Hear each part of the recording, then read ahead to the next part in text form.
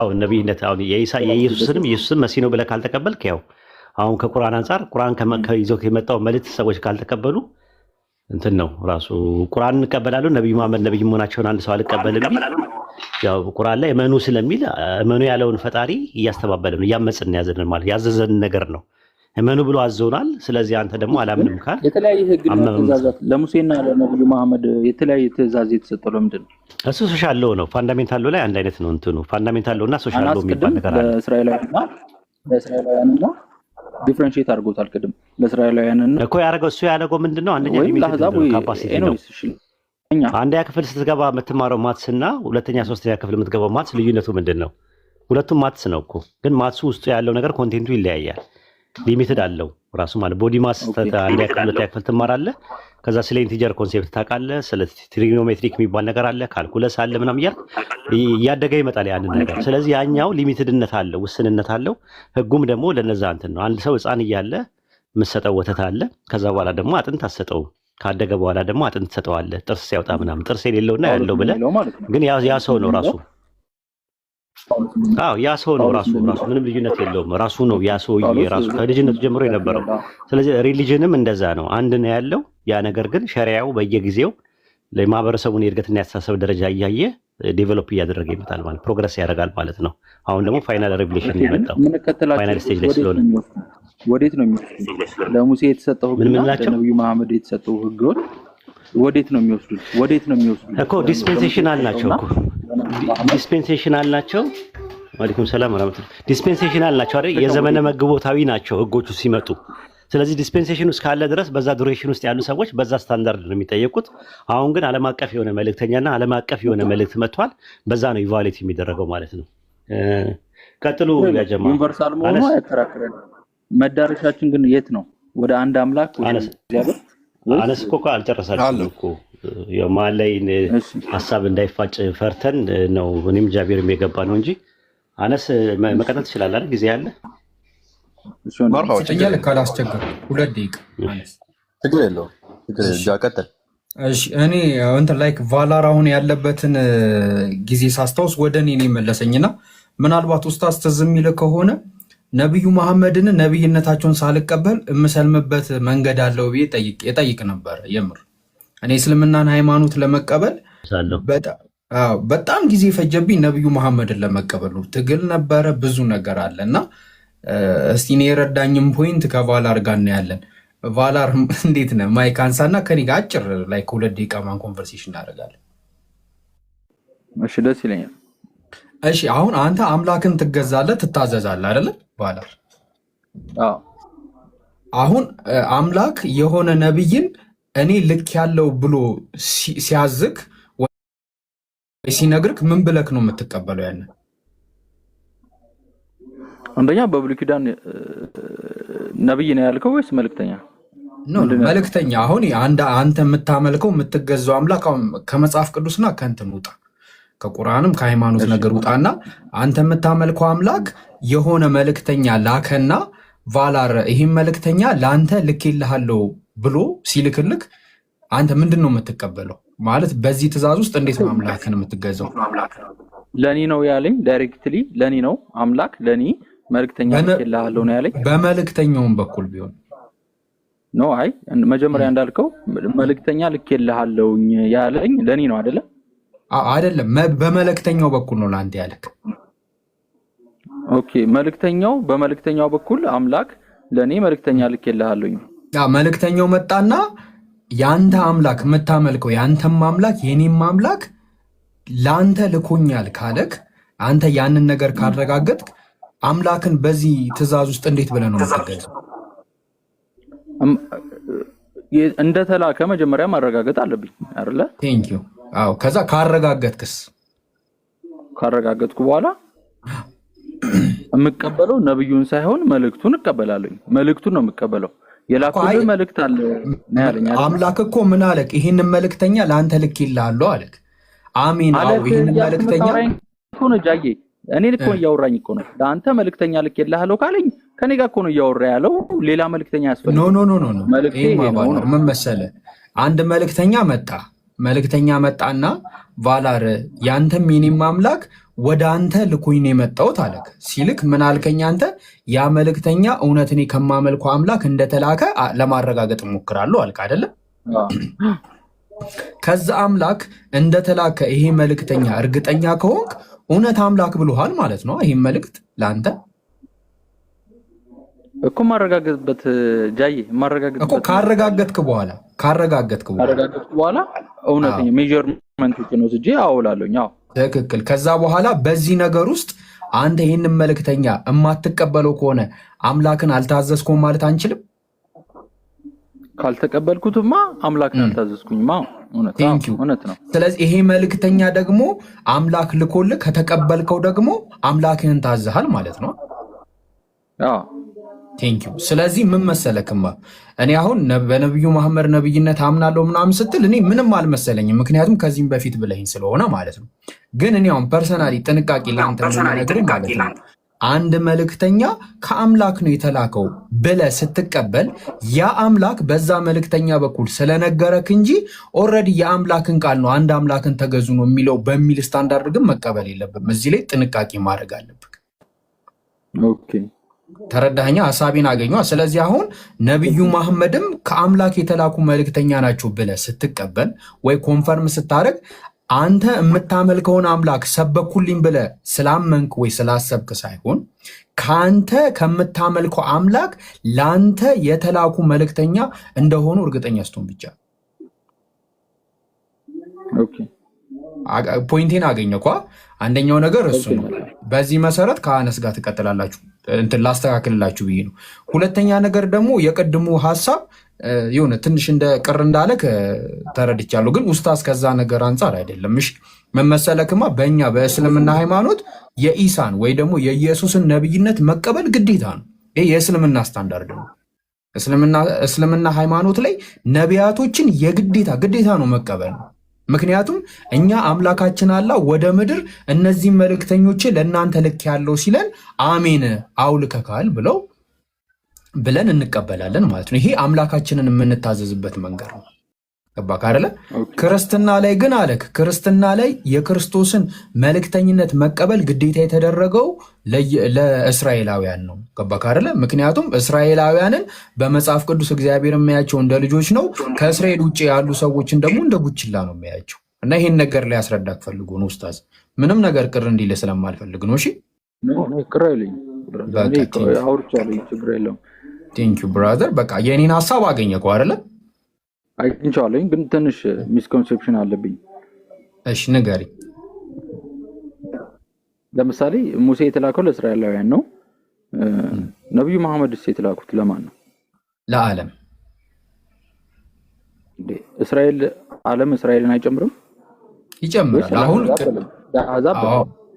ቅድም አሁን ምን መሰለክማ ኡስታዝ ምን አስረዳ፣ አነስም ምን አስረዳክ መሰለ። አነስ ከእስራኤል ውጭ በሚለው እኛ አህዛብ ነን አለ። ከዚህ ስታንዳርድ አንጻር በዛ ዘመን የነበሩ ሰዎች እስራኤል ሆነው ከእስራኤል ውጭ ያሉት ደግሞ አህዛብ የሚባሉ ከሆነ እኛ እስራኤላዊ ስላልሆነን አህዛብ ነን። ገባክ አይደለም? ነገር ግን ታዲያ ለምንድን ነው የእስማኤልን ለምሳሌ ሙስሊሞች እኮ ልክ እስራኤላውያን አብርሃም ወደ መስዋዕቱ ይዞ የወጣው ይስሐቅን ነው ይላል። እናንተ እስማኤል ነው። እኛ አሁን መሰለ በዛ ስታንዳርድ መሰረት ነው ያልኩክ እንጂ እኛ እኮ አህዛብ ነን ብለን አናምን። ግን በዛ መሰረት ልትረዳው ከሆነ ብለን ነው እንደዛ ያለ። አህዛብ ነን አይደለንም የሚለው ደግሞ እኮ እሱ ደግሞ ሌላ ክርክር ነው። ገባክ አይደለ? አህዛብ ነን አይደለንም የሚለው ደግሞ እሱ ሌላ ክርክር ነው። ግን ከዚህ ስታንዳርድ አንጻር ብዬ ገባሁ። ሁለተኛ ነገር ደግሞ መሰለ እኛ በሙሴ ሕግ እንደምናውቀው በመጽሐፍ ቅዱስ መሰረት ለምሳሌ እናቱንና አባቱን የሚሳደብ ይገደላል አይደለም? እዚህ ዘመን ላይስ ገባክ አይደለ? ስለዚህ ምንድነው ኡስታዝ ቅድም እንዳለክ ነገር አንደኛ ክፍልም ማትስ ትማራለህ፣ ሁለተኛም ክፍል ማትስ፣ 10ኛ ክፍልም በቃ ዩኒቨርሲቲም ገብተህ ማትስ ልትማር ትችላለህ። ገባ ነክ ነገሮች ግን የምትማረው ማትስ ግን ማትስ አይደለም፣ ይለያያል። ገባክ አይደለ? ስለዚህ ፈጣሪ እንደ ጊዜውን የዋጀ ህግ ለሰው ልጆች ይሰጣል ማለት ነው። ገባ? ህጎች ይቀየራሉ፣ ህጎች ያድጋሉ ምናምን ነገር። ገባክ አይደለ? ከዛ አንጻር የሚለዋወጡ ህጎች አሉ። ስለዚህ ዘመኑን የዋጀ ለዚህ ዘመን የሚሆን ህግ እኛ ተሰጥቶናል ብለን የምናምነው በነቢዩ መሐመድ በኩል የተሰጠን ህግ ነው፣ ወይ ደግሞ ቁርአን ማለት ጊዜውን የዋጀ ጊዜውን የሚመጥን ከጊዜው ጋር የሚሄድ ህግ ነው። እኛ አምላካችን የሰጠን ህግ ነው ብለን ስለምናምን ነው። አገኘኛውን ፖይንቴ። ስለዚህ አሁን አንድ አምላክ አለ ብለህ ያንን አምላክ እገዛዋለሁ ስትል ምንድን ነው አምላክ ለዚህ ዘመን ይህንን ህግ ሰጥቻለሁ ብሎ ሲያዝክ አዎ ሰጥተኛል ብለህ መቀበል መቻል አለብህ። ግን መጀመሪያ ይህ መጽሐፍ ከዓለማቱ ጌታ ከማመልከው አምላክ ስለመሆኑ መጀመሪያ አንተ ክሮስ በምታደርገው መንገድ ክሮስ አድርገህ ያ መጽሐፍ ግን ከዓለማቱ ጌታ እንደሆነ እርግጠኛ ከሆንክ ማለት ነው። አይ እኔ የሙሴን እቀበላለሁ ማለት ይህንን አልቀበልም ማለት አምላክን አለመታዘዝ። ስለዚህ ፖይንቴን አገኘ እኮ።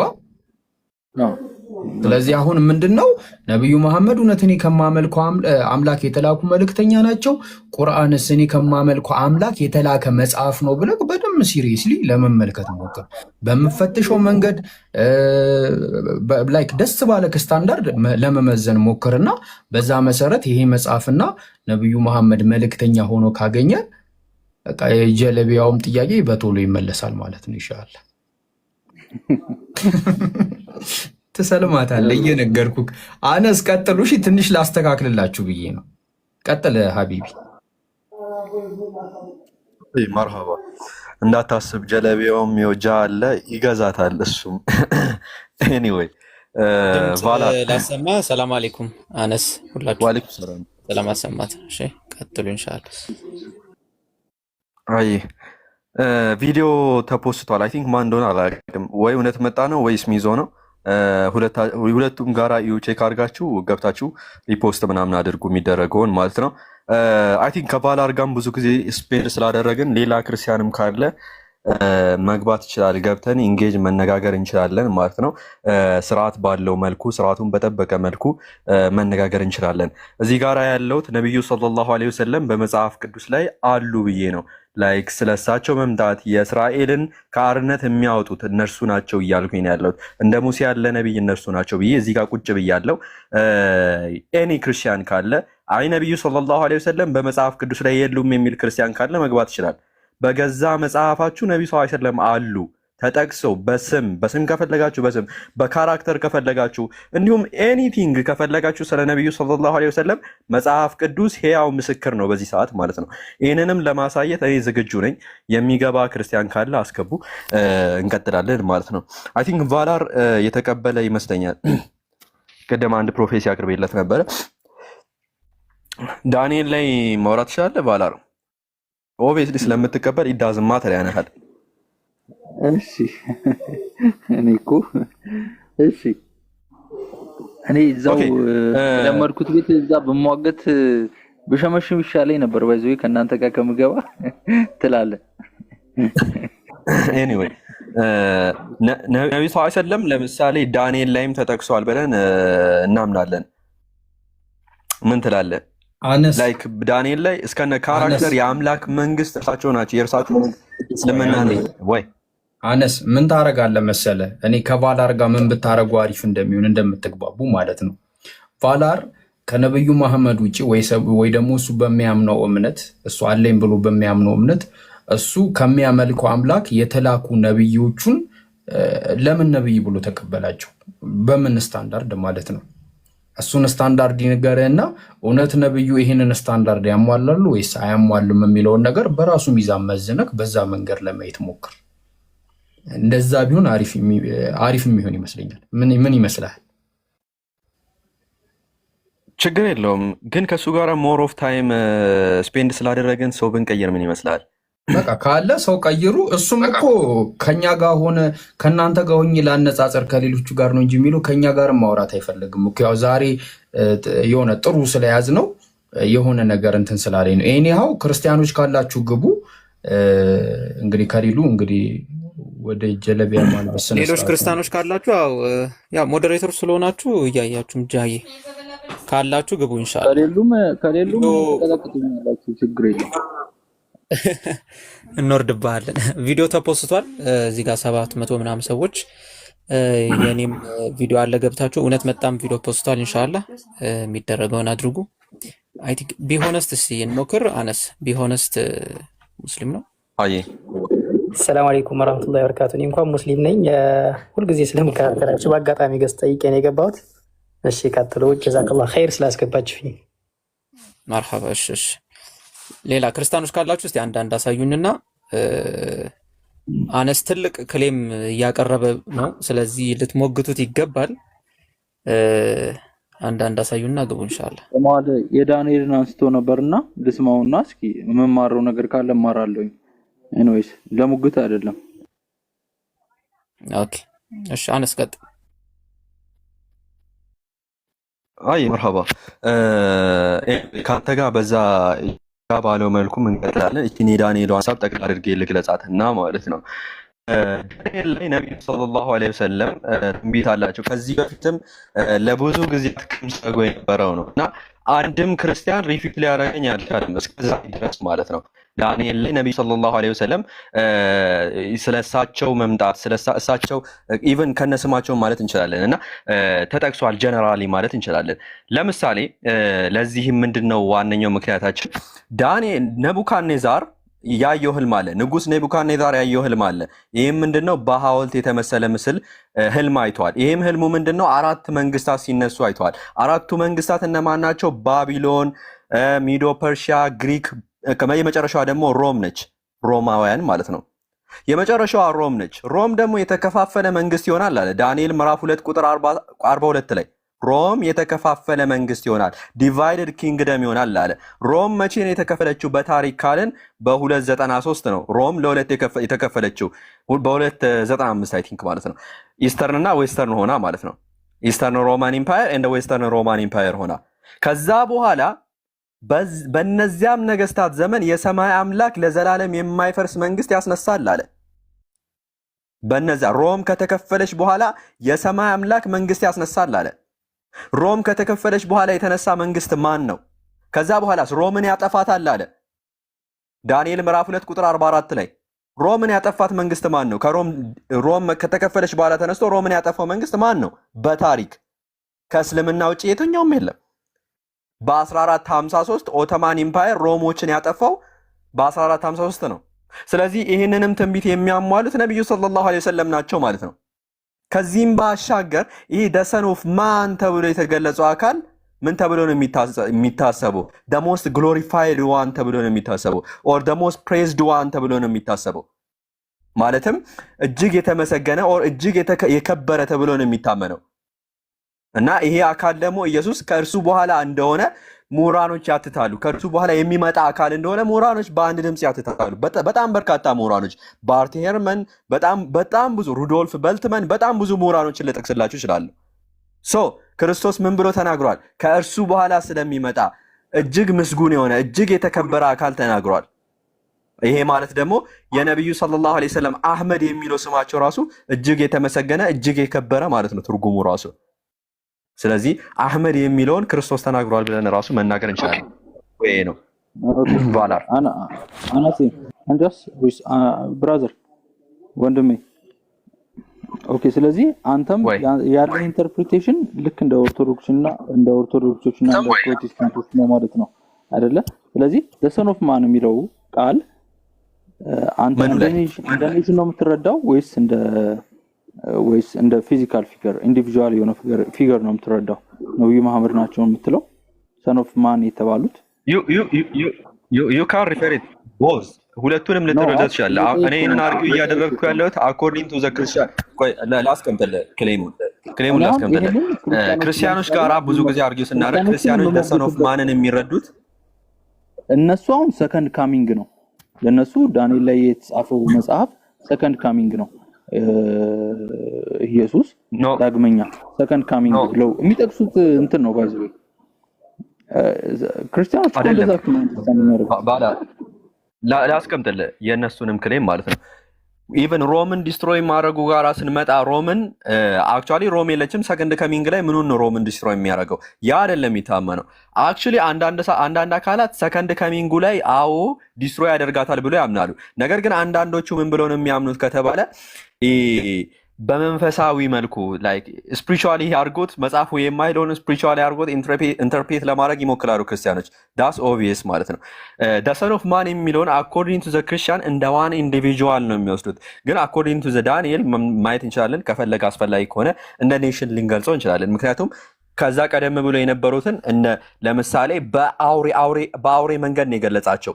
ላየን ምናምን እያለ ማለት ነው፣ አንበሳ ምናምን እያለ። ከዛ በኋላ ደግሞ ያለውን እንደ ምንድነው የገለጸው? እንደ ሰው ልጅ አድርጎ ነው የገለጸው። ዲስ ኢዝ ሜታፎሪካል ስፒች፣ ፍካራዊ አነጋገር ነው እና ይህንን ልንሄድበት እንችላለን አስፈላጊ ከሆነ። አንተ ያልከውን ልክ እንዳንተ ነው የምረዳው። ለምሳሌ እሱ በፊት የሰው ልጅ የሚለው ሰን ኦፍ ማን ከሚለው በፊት አራቱን በእንስሳ ፊት እና በእንስሳ ባህሪ ምናምን ገልጿቸዋል አይደለ? ስለዚህ በትክክል ክርስቲያኖች ላይ የሚያደርጉት ሰን ኦፍ ማን የሚለው የሰው ፊት ያለውን የሰው ልጅ ሲል በቃ ኢየሱስ ነው። ይሄን ደግሞ የሚጠቅሰው ሰከንድ ካሚንግ ነው፣ ሁለተኛውን ሰከንድ ካሚንግ ነው የሚገልጽ ይላሉ። ክርስቶስ ይሄንን ማሟላበት ብዙ መስፈርቶች አሉ። ቫላር ይሄ በጣም ቀላሉ ነገር ስለሆነ አያሟላም፣ መቼም አያሟላም። ለአንተም ደግሞ ነብዩ ሰለላሁ ዐለይሂ ወሰለም ጋር እንምጣና አሁን ቫላር አንዴ ነብዩ ሰለላሁ ዐለይሂ ወሰለም ጋር እንምጣና ነብዩ ሰለላሁ ዐለይሂ ወሰለም ያሟላሉ ይሄን ትንቢት? ማንም አያሟላም። እንደ ኔሽን ነው የምወስደው፣ እንደ ኔሽን ነው እንጂ እንደ ኢንዲቪጁዋል። ኦኬ እንደ ኔሽን ወሰደው። ሌትስ ጎ ዊዝ ዘ ኔሽን። እንደ ኔሽን እንውሰደውና አራተኛዋ መንግስት ማን ነች ቫላር? አራተኛዋ መንግስት ማለት በዳንኤል መጽሐፍ ላይ ተከሰተ። ሮም እኮ ነች አይደል? መጨረሻዋ አራተኛዋ መንግስት ሮም ነች። በጣም ጥሩ። አራተኛዋ መንግስት ከተከፈለች በኋላ ተነስቶ ሮምን ያጠፋው መንግስት ማን ነው በታሪክ? ኢስላሚክ ኪንግደም ደ ሙስሊም። ሮም መቼ ነው የጠፋችው? በ1453 ሮምን ያጠፋት ማን ነው? እስኪ ለማወቅ ነው ንገረኝ። ሙስሊም ኦቶማን ቱርክስ ማለት ነው። ሙስሊሞች ናቸው ያጠፏት። ከስራ አስገቡ የሚሉት ክርስቲያኖች አሉ። ግቡ ችግር የለውም። ሙሉ ለሙሉ ዌስተርን ፓርቱ ክሊር ላድርጎ እዚህም ፖይንት ላይ ዌስተርን ፓርቱ በስንት ነው የጠፋው? በ5ኛው ክፍለ ዘመን ጠፍቷል። ሲጀምር ዌስተርን ፓርቱ የለም፣ ግን ስቲል ኪንግደሙ ቀጥሏል። ዳንኤል ሁለቱን ኪንግደም እንደ አንድ ኪንግደም ስለቆጠራቸው ይሄ ኢስተርን ፓርቱ ቀጥሏል። እስከ መች? እስከ 1453 እስከ 1453 ቀጥሎ ሙሉ ለሙሉ ዲስትሮይድ ሆኖ ከተማዋ ኮንስታንቲኖፕል ተወስዳ በሙስሊሞች ዛሬ ላይ ኢስታንቡል የምንላት ከተማ ትገኛለች ማለት ሆና ትገኛለች። ስለዚህ በሙስሊሞች ድል ተደርጋለች፣ የሙስሊሞች ከተማ ሆናለች። ኦፍ ኮርስ በሙስሊሞች ፍጻሜውን አግኝቷል ዳንኤል ላይ ያለው። ጥሩ እይታ ነው፣ ደስ ይላል። ኦኬ ኦብቪየስሊ ተመልከተውና ሐሳብ እንሰጥበታለን። አይ ቲንክ ሌላ ክርስቲያን ስላለ ኢቨን ከነሱ ጋር እስቲ ኢንጌጅ እናድርግና ሐሳቡን ማዳመጥ ይችላል። ከዛ በኋላ ወደ አንተ መለሳለሁ። ጌቾ አለ አለው። ሰላም ነው አነስ አለው። አልሐምዱሊላህ። ነብዩ ሰለላሁ ዐለይሂ ወሰለም በመጽሐፍ ቅዱስ ላይ ተጠቅሷል ብለህ ታምናለህ? አላምንም ማለት። ኦኬ አታምንም። አንዴ ዳንኤል መጽሐፍ ቅዱስ ይዛል? አላስኩም ማለት። ኦኬ በቃል ልንገር የምታውቀው ከሆነ እኔ እንጃ አይ ዶንት ኖ። ዳንኤል ላይ ዳንኤል ምዕራፍ 2 ላይ ያሉት አራቱ መንግስታት ማን ናቸው?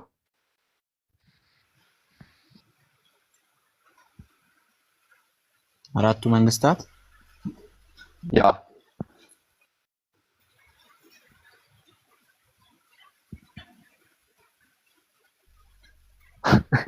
ለዚህ ነው አስገቡኝ ስትል የነበረው።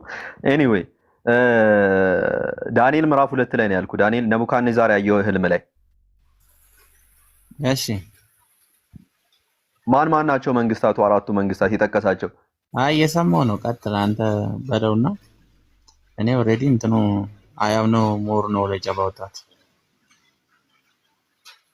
አይ እሺ አይ ከስር ኮሜንት ላይ አስገቡኝ ስትል አይ ቲንክ ዩ ኖ የምታውቀው መስሎኝ ነው። እና ደፈርስ ኪንግደም የመጀመሪያ መንግስት ባቢሎን ነች። ሁለተኛ መንግስት ሚዶ ፐርሺያ ነች። ሶስተኛ መንግስት ግሪክ ነች። አራተኛ መንግስት ሮም ነች። ሶ አራተኛዋ መንግስት ሮም ከሆነች ሮም መቼ ነው ዲቫይደድ የሆነችው? በታሪክ ሮም ትከፋፈላለች አለ ዳንኤል ምዕራፍ 2 ቁጥር 42 ላይ። መቼ ነው ሮም የተከፈለችው?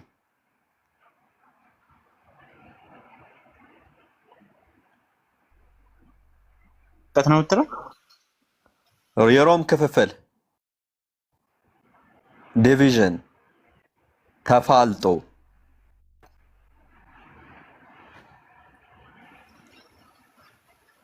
የሮም ዲቪዥን ነው የምትለው? አዎ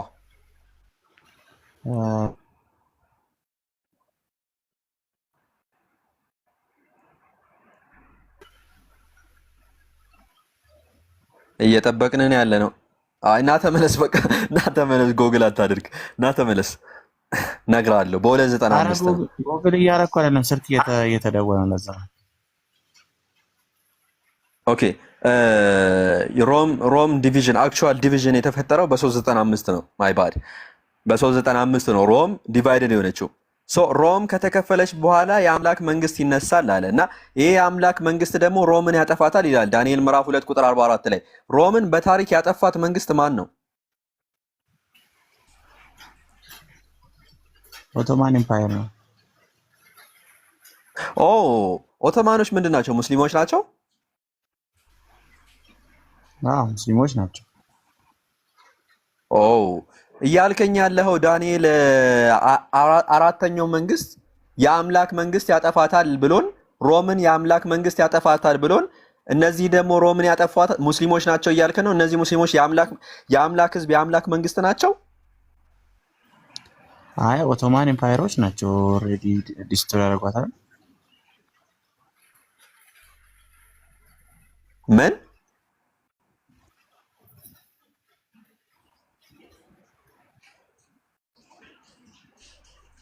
ወዴት ሄደ?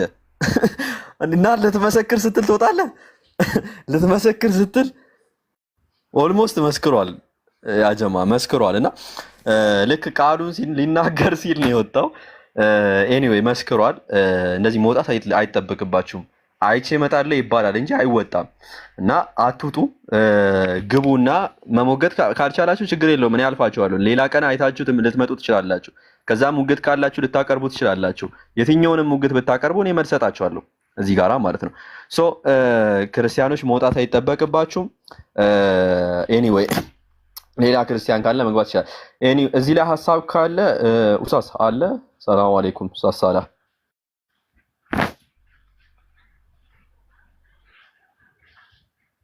አይ ቲንክ የሚመቸው ቦታ ላይ አይደለም።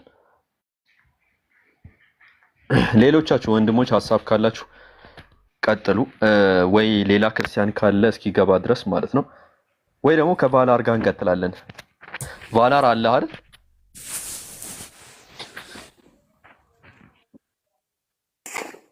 ክርስቲያን ስታጣ በቃ ኦኬ። ቀደም ፈልገው ችግር የለውም። ቀደም የጃ ያነሳው ነጥብ ነበር እና እዛ ነጥብ ላይ ብናወራበት አሪፍ ይመስለኛል። አንድ ነቢይ ለመባል ምንድን ነው መስፈርቱ? ምንድን ነው መለኪያው? what is the standard? ስታንዳርዱ በብሉይ ኪዳን እንደተቀመጠው መሰረት አንድ ነቢይ ማለት ፕሮፌሲ ነው። ፕሮፌት ያደርጋል፣ የሚመጣውን ነገር ይናገራል። ጉድ በጣም ያ ነቢይ የተናገረው ነገር ካልተፈጸመ ይዝናት ዘዳግም ኦሪት ዘዳግም ምዕራፍ 18 ቁጥር 20 ጀምሮ ባለው መስፈርት መሰረት ማለት ነው አይደለ?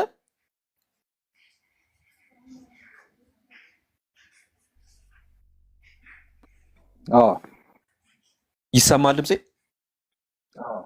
ኦኬ። በዛ መስፈርት መሰረት ነብይን የምንቀበለው ምንድነው ብለናል። አሁን መለኪያ መስፈርት ስታንዳርዱ ምንድነው? ትንቢት ሊናገር ይገባል። ያ ትንቢት ደግሞ ሊፈጸም ይገባል ብለናል አይደለ? ቫላር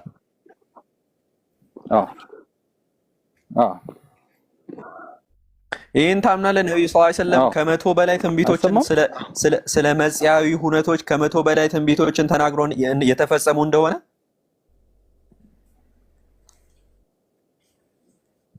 ማን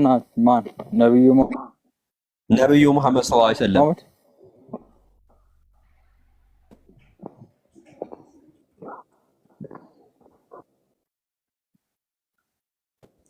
አይ ቲንክ እየቆየ ነው የሚደርስ እናንተ ምክር አልችልም። ይዘገያልና ይሰማሃል? ድምጼ ከኔ ነው ከሱ ነው ያ ጀማ? ይሰማል። አይሰማም? ይሰማል። ይሰማል ባላ እየቆየ ስለሚደርስ ነው እያልኩ ያለሁት። ቅድም ስታንዳርዱ መስፈርቱ ትንቢት ሊናገር ይገባል አልክ አንድ አካል ነብይ ለመባል። ኦኬ፣ በዚህ መስፈርት ነብዩ ሰለላሁ ዐለይሂ ወሰለም ስንመዝናቸው መናገሩ ብቻ አይደለም መምጣትም አለበት፣ መሆንም መፈጸምም አለበት ያ ትንቢት። ኦኬ፣ በዛ ስታንዳርድ ነብዩ ሰለላሁ ዐለይሂ ወሰለም ከ1000 በላይ ትንቢት ተናግሮ ለማለትም ከ100 በላይ ትንቢቶችን ተናግሮ እነዚህ ትንቢቶች ተፈጻሚ ሆነዋል ዛሬ ላይ እያየናቸው ማለት ነው። ለምሳሌ እስኪ ኦኬ ምሳሌ ልስጥህ።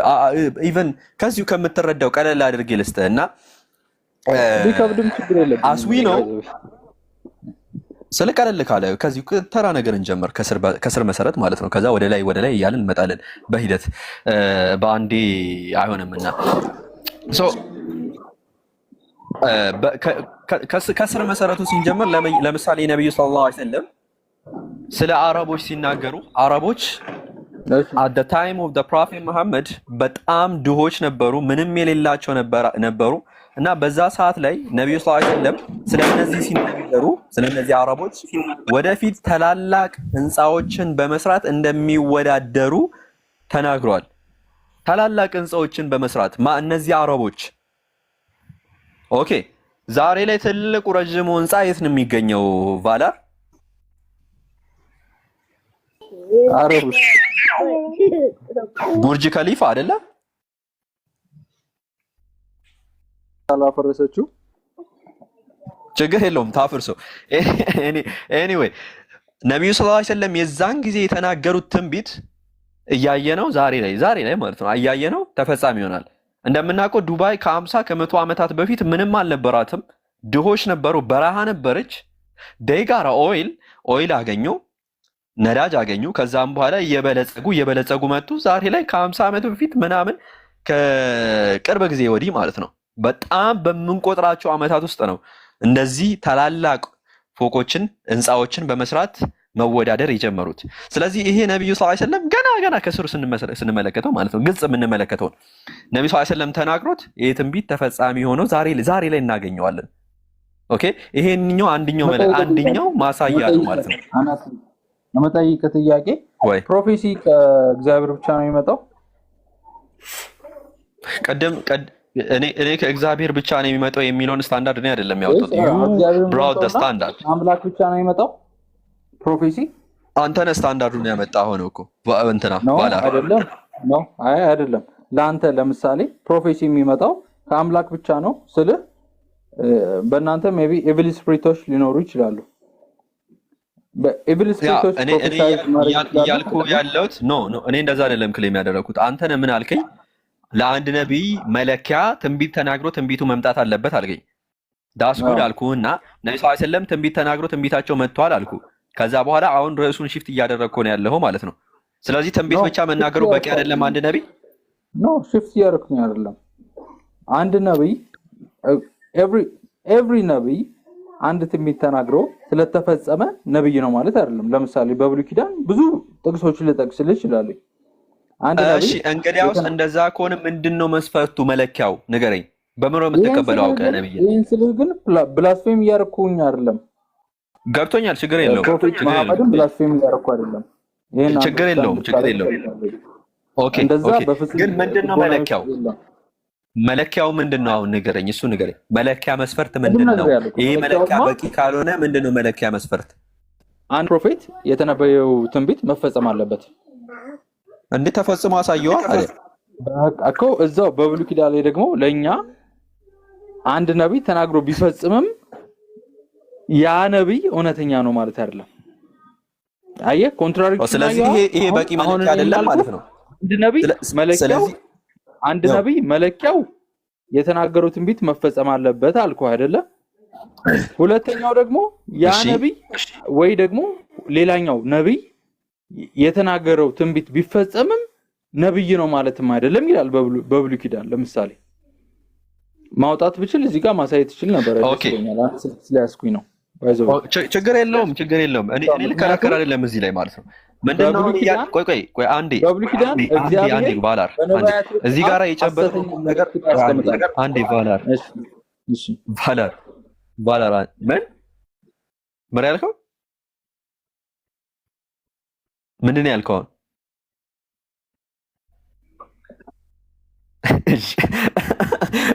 አይ ተሳስተህ ነው ብዬ አስባለሁ። ለነገሩ መጽሐፍ ቅዱስ የሚያስቀምጠው ክሌም ስለሆነ እንለፈው።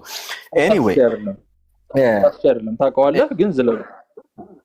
ያ ኤኒዌይ እንዝለለውና ወደ ያነሳነው ነጥብ እንምጣ። መለኪያ መስፈርት ምንድነው ስለ ነብይን ነብይ ነህ ብለህ የምትቀበልበት መለኪያ መስፈርት ምንድነው ስለ ያቀረብክልኝ መለኪያ መስፈርት ትንቢት ተናግሮ ትንቢቱ የሚመጣ ከሆነ ነው አልከኝ። ኦኬ ይሄ መለኪያ መስፈርትስ ብለን አንድን አካል በዚህ መለኪያ መስፈርት ስንመዝን አይ ይሄን በቂ አይደለም እያልከኝ ነው ያለው። ምክንያቱም ሌሎች ነቢያት ይህንን ትንቢት ተናግሮ ሊመጣ ይችላልና አልከኝ። ነቢያት ያሉ ነው ሐሰተኛ ነው አካላት እንኳን ማለት ነው። ሶ እንደዛ ከሆነ ዘንዳ ይሄ መለኪያ በቂ መለኪያ አይደለም። ሌላ በቂ የሆነ የምትለይበትን ሊትራል መለኪያ ስጠኝ። በዚህ እኮ መለየት አትችልም ማለት ነው። አንድ አካል whether he is a prophet he is not a prophet የሚለውን መለየት አትችልም። ስለዚህ መለኪያ መስፈርት ስጠኝ። ብራዘር አታድክመኝ። እያደከምኩ አይደለም። ኤኒዌይስ አንተ ነህ እየደከምክ ያለው። ገብቷል? እኔ እያደከምኩ አይደለም። በጣም አደከምኩ። እሺ በቃ እንዝለለው። ችግር የለውም። ካደከምኩ እንዝለለው። ኤኒዌይስ ግን ነግሬሃለሁ። አንድ ፕሮፌት ለመባል በእናንተ ሊለይ የሚችል ከሆነ ንገረኝ። ለኔ አንድ ፕሮፌት የተናገረው ነገር መፈጸም አለበት። አንተ ክሌም እያደረክ ያለው ነገር ነብዩ መሐመድ የተናገሩት ፕሮፌሲ ተፈጽሟል ነው። እሰይ እንኳን ተፈጸመ። ስለዚህ ነብይ ናቸው ማለት ነው አኮርዲንግ ቱ ዘ ቢብሊካል ስታንዳርድ። ምን ችግር አለው? ቅድም እኮ ነግሬሃለሁኝ እኮ I don't give a shit ማለት I don't have any problem with the ገብቷል አይደል? ምን ችግር አለው? እኔ ተቃወምኩኝ እንዴ? አልተቃወምኩም። የሚቃወሙት ጋር ነው። ስለዚህ ነብይ መሆናቸውን አትቃወምም ማለት ነው። ነብይ መሆናቸውን አትቃወምም። አዎ አሜን ሃሌሉያ። ምን ችግር አለው?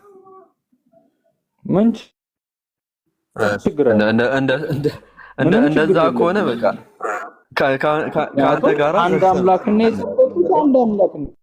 ምን የተለየ ፖሊቴስቲክ የሆነ ሃይማኖትን አልሰበኩ። እግዚአብሔር ሶስት ነው፣ አንድ ነው፣ ሚስጥር ነው ምናምን የሚል ነገር የለባቸው። አምላክ እግዚአብሔር አንድ ነው፣ አለቀ። ከኔ ጋር የሚያከራክራችሁ ነገር እኮ ነው ግራ የሚገባኝ ነው። ከኔ ጋር የሚያከራክራችሁ ነገር የቀረ ሻሃዳዋ መያዝ ነው። ከዛ በኋላ ከጃቢር ጋር ሄደ ጀለቢያንም በዛው መቀበል የቀረ ሌላ ምንም የቀረ ነገር የለም። እቺ ደግሞ በሂደት ትመጣለች። ኤኒዌይ መከራከሩ ራሱ አስፈላጊ አይደለም። በጣም ይቅርታ አያስፈልግም። እኔ እኮ ብዙ ጊዜ ነገርኳችሁ። ጃም እኮ ሊነግራችሁ ፈልጓል እኮ። ምንም ክርክር የለም ከኔ ጋር። የሚያከራክራችሁ ነገር ብሉይ ኪዳን ላይ እንደዚህ ፈጠፈጠው እንደዚህ ገደለው ነው የሚያከራክረን። እሱ ሌላ ታፍሲር የሚያስፈልገው ነገር ገብቷል። ስለዚህ በሚያከራክር ነገር አሁን ዛሬ እነዛን ሰዎች አጣችሁና እኔ ላይ የላችሁ መወጣት የለባችሁ። ገብቷል። ችግር የለውም። በቃ እኛ እልህ እየተወጣን ሳይሆን እዚህ ጋር ያለ ነው።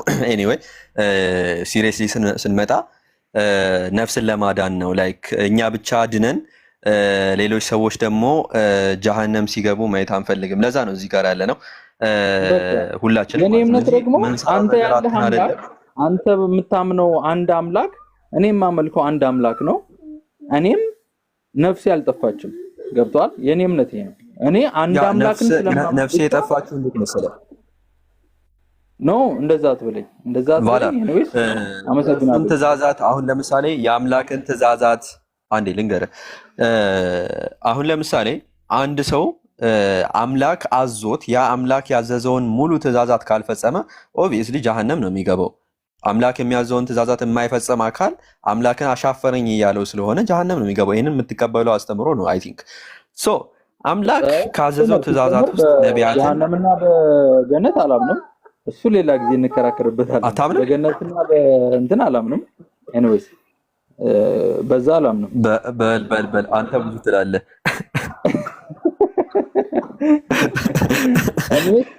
የምንስማማበት ነገር ላይ ብናተኩር ይሻላል።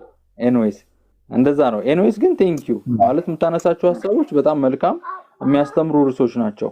የምቃወማቸው እንደዚህ ብላስፌም ማድረጋቸው ነገሮች አይደሉም። አሪፍ አይዲያዎች ነው የምታነሳው። ቴንክ ዩ። ምን ላይ ባቸው ነገሮች አሉ። ልክ እንደዛ ነው። እሺ ቴንክ ዩ አንጀሲ ላይ ባቸውን በፈጣሪ ፍቃድ በሂደት እያጠበብናቸው እየመጣን አይ ሆፕ አንድ እንሆናለን። አንተም ሻሃዳን ይዘህ ጀለቢያንም ትቀበላለህ ብዬ ተስፋ አደርጋለሁ። መልካም ቀን፣ መልካም አዳር ይሁንልህ። አይ ቲንክ ኢትዮጵያ ውስጥ ካለህም ማለት ነው። አይ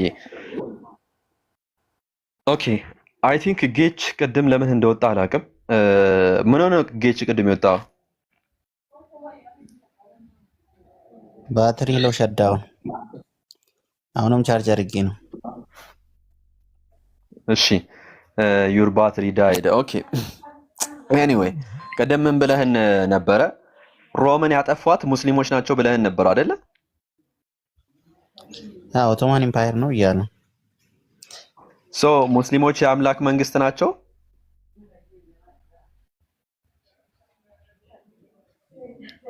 አይደሉም። ዋት ሮምን ያጠፋታል እኮ ያለው ዳንኤል የአምላክ መንግስት ነው። የአምላክ መንግስት አይደለም ሮምን የሚያጠፋት ካልክ ደግሞ ከዳንኤል ጋር ግልጽ ጦርነት እየከፈትክ ነው ያለው ማለት ነው።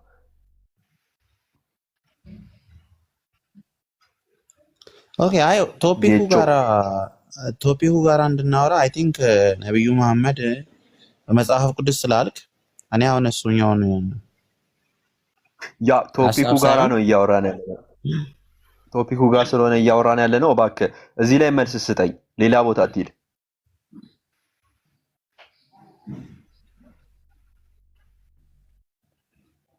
ጌች ምንድነው ያልከው? ዝም አትበል። ያ ዳንኤል ሮምን የሚያጠፋት የአምላክ መንግስት ነው አለን። ሙስሊሞች ደግሞ አንተ ደግሞ ሮምን ያጠፋት የአምላክ መንግስት ሮምን ያጠፋት ሙስሊሞች ናቸው አልከኝ። ታዲያ በዚህ መሰረት የአምላክ መንግስት ነው ወይ ሙስሊሞች የአምላክ መንግስት ናቸው ወይ? አይ የአምላክ መንግስት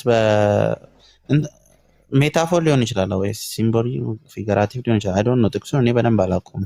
አይ ዶንት ሃቭ ሊሆን ይችላል።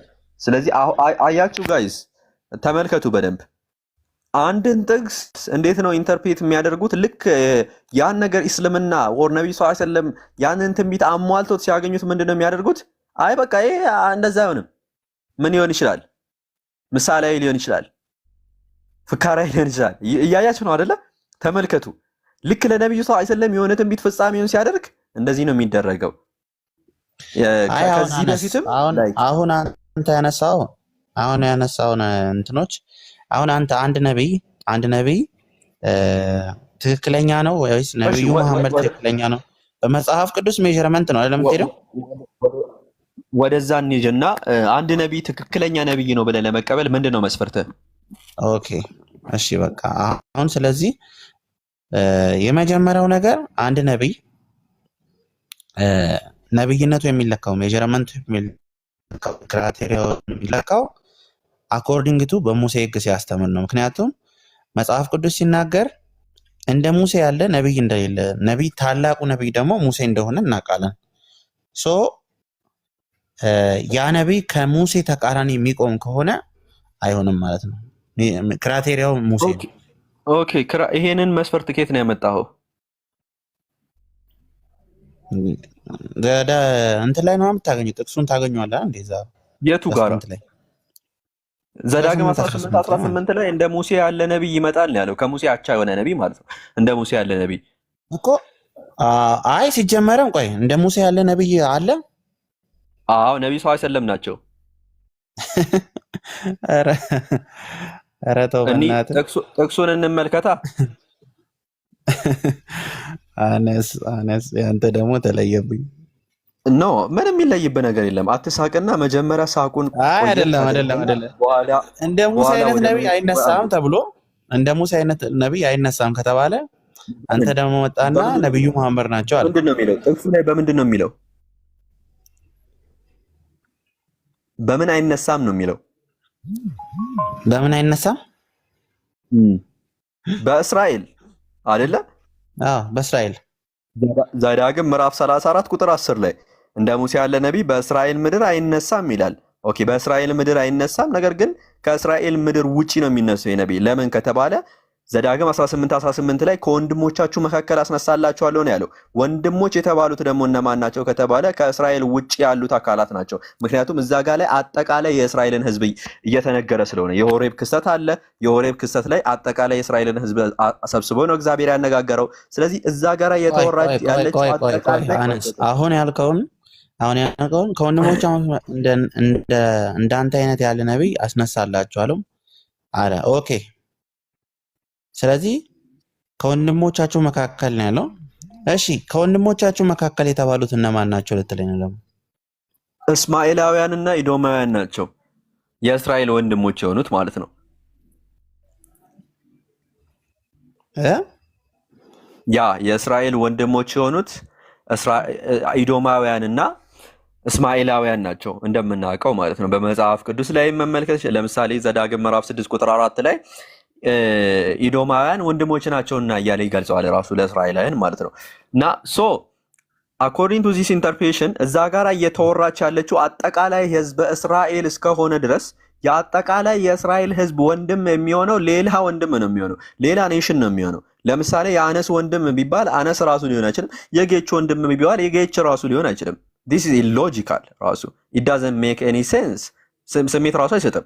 ሶ ወንድሞች የተባሉት እስማኤላውያንና ኢዶማውያን ናቸው። ከነዚህ መካከል ግን እንደ ሙሴ ያለ ነቢይ ይነሳል ለእስራኤላውያን ተነስቷል ወይ ከተባልን አዎ ተነስቷል። ተነስቷል ነብዩ ሰለላሁ ዐለይሂ ወሰለም እንደ ሙሴ የተባለው ከምን አንጻር ነው? አዲስ ህግን ከማምጣት ደረጃ እንዲሁም ደግሞ አዲስ ከቨነንት አዲስ ኪዳን ከማምጣት ደረጃ አዲስ ህግን ይዞ የመጣ አዲስ ከቨነንትን ይዞ የመጣ ከእስማኤላውያን የተነሳ ነብዩ መሐመድ ሰለላሁ ዐለይሂ ወሰለም ናቸው። ስለዚህ እንደ ሙሴ ያለ ነብይ የሚለውን የሚያማሉት እርሳቸው ናቸው።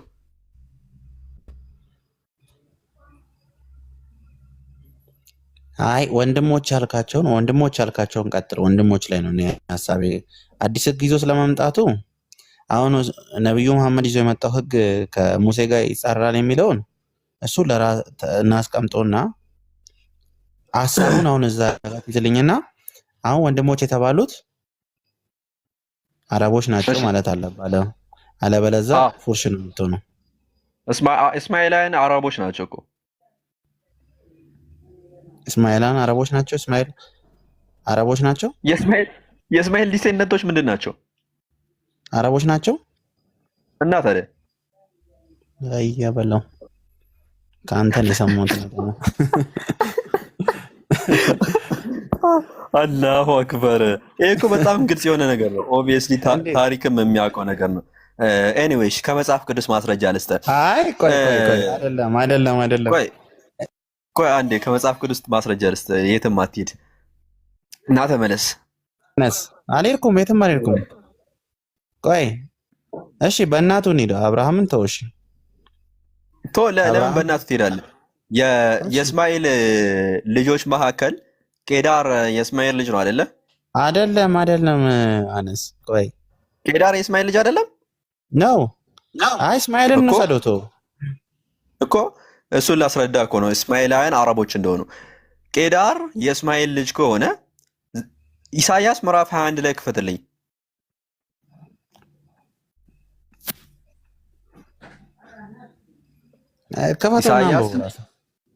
እሺ ከፍትልሃለሁ። ኢሳይያስ ምዕራፍ 21 ላይ ገብተህ ብትመለከተው ስለ አረብ የተነገረ ቃል ይላል ከላይ ራሱ ማለት ነው። ይብን ልክፈትልህ ካሜራ አንዴ።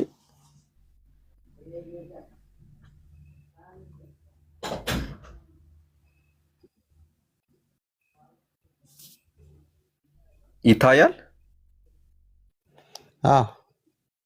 ኦኬ እዚህ ጋር ይታያል አይደል? ስለ አረብ የተነገረ ቃል ይላል ኢሳይያስ ምዕራፍ 21 ላይ መመልከት ትችላለህ ማለት ነው። ቁጥር 13 ስለ አረብ አገር የተነገረው ቃል ይህ ነው ይላል። ኦኬ ስለ አረብ ቃል የተነገረው ቃል ይህ ነው።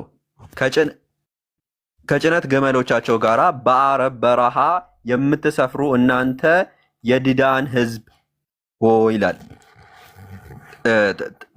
ምንድነው? እሺ ተጠምተው ወደ እናንተ ለሚመጡት ሁሉ ውሃ ስጧቸው አለ። ተጠምተው ወደ እናንተ ለሚመጡት ሁሉ ውሃ ስጣቸው። እናንተም የቴማ ህዝብ ሆይ ለስደተኞች ምግብ አቅርቡላቸው አለ። ህዝቡ ሁሉ ከሚጋደሉበት ሰይፍ አለ ከተደገነባቸው ቅሰትና ከጦርነት አደጋ ሁሉ ለማምለጥ በመሸሽ ላይ ናቸው አለ። ከዚያም በኋላ እግዚአብሔር እንዲህ አለኝ፣ የሰራተኞች የሥራ ሁሉ እንደሚያልቅ ልክ በአንድ ዓመት ጊዜ ውስጥ የቄዳር ነገዶች ክብር ይወገዳል አለ። ስለዚህ እዚህ ጋር ስለ አረቦች በተነገረ ሸክም ስለ አረቦች ስለተነገረ ሸክም በሚያስረዳበት ሰዓት ኢሳያስ ቄዳራውያንን ያስቀምጣል ማለት ነው። ስለዚህ ይሄ ደግሞ ምን እንደሚያሳየው ቄዳራውያን አረቦች በሆናቸው ነው የሚያሳየው ማለት ነው። ስለዚህ ቄዳራውያን አረቦች ናቸው። ቄዳር ደግሞ የማን ልጅ ነው? የእስማኤል ልጅ ነው። ስለዚህ እስማኤላውያን አረቦች ነው። ከዚህ በአጭሩ መረዳት እንድትችል ነው። ይሄንኛውን ታሪክ የከፈትኩልህ ከፍተህ ማንበብ ትችላለህ። አይ አይደለም አነስ አይ አሁን እንትኑን አሁን ለምሳሌ እስማኤል የማን ልጅ ነው? የአብርሃም። እሺ እናቱ ማን ነች? አጋር። እሺ ስለዚህ አሁን ሁለቱን እንውሰድ። እዚህ ጋር እንቆምና ማለት ነው ጂኦሎጂካሊ ነው እንወስደው። እሺ ሶ አብርሃም አለ እሺ አብርሃም ምን ነበረ? አረት ወጌች እንትን ነው የምትሆነው፣ መሳቂያ ነው የምትሆነው። ይቅርብህ። መሳቂያ ሳይሆን እሺ ችግር የለውም። እኔ ልሳሳት አይደለም። እኔ ካንተ ነው እየሰማሁ ያለው። ሲጀመር እስማኤል አረብ ነው ያልከው ካንተ ነው የሰማሁት። እስማኤል አረብ ያው የእስማኤል ዲሴንደንቶች አረቦች ናቸው ነው ያልኩ። በደንብ አስተውለህ አዳምጥ። የእስማኤል ዘሮች የእስማኤል ነገዶች ዲሴንደንቶቹ አረቦች ናቸው። ስለዚህ እስማኤላዊ ሲባል አረቦች ማለት ነው። ኢን አናዘር ላንጉዌጅ። እሺ ኦኬ ቆይ ስንት ልጆች ነው ያሉት እስማኤል? 11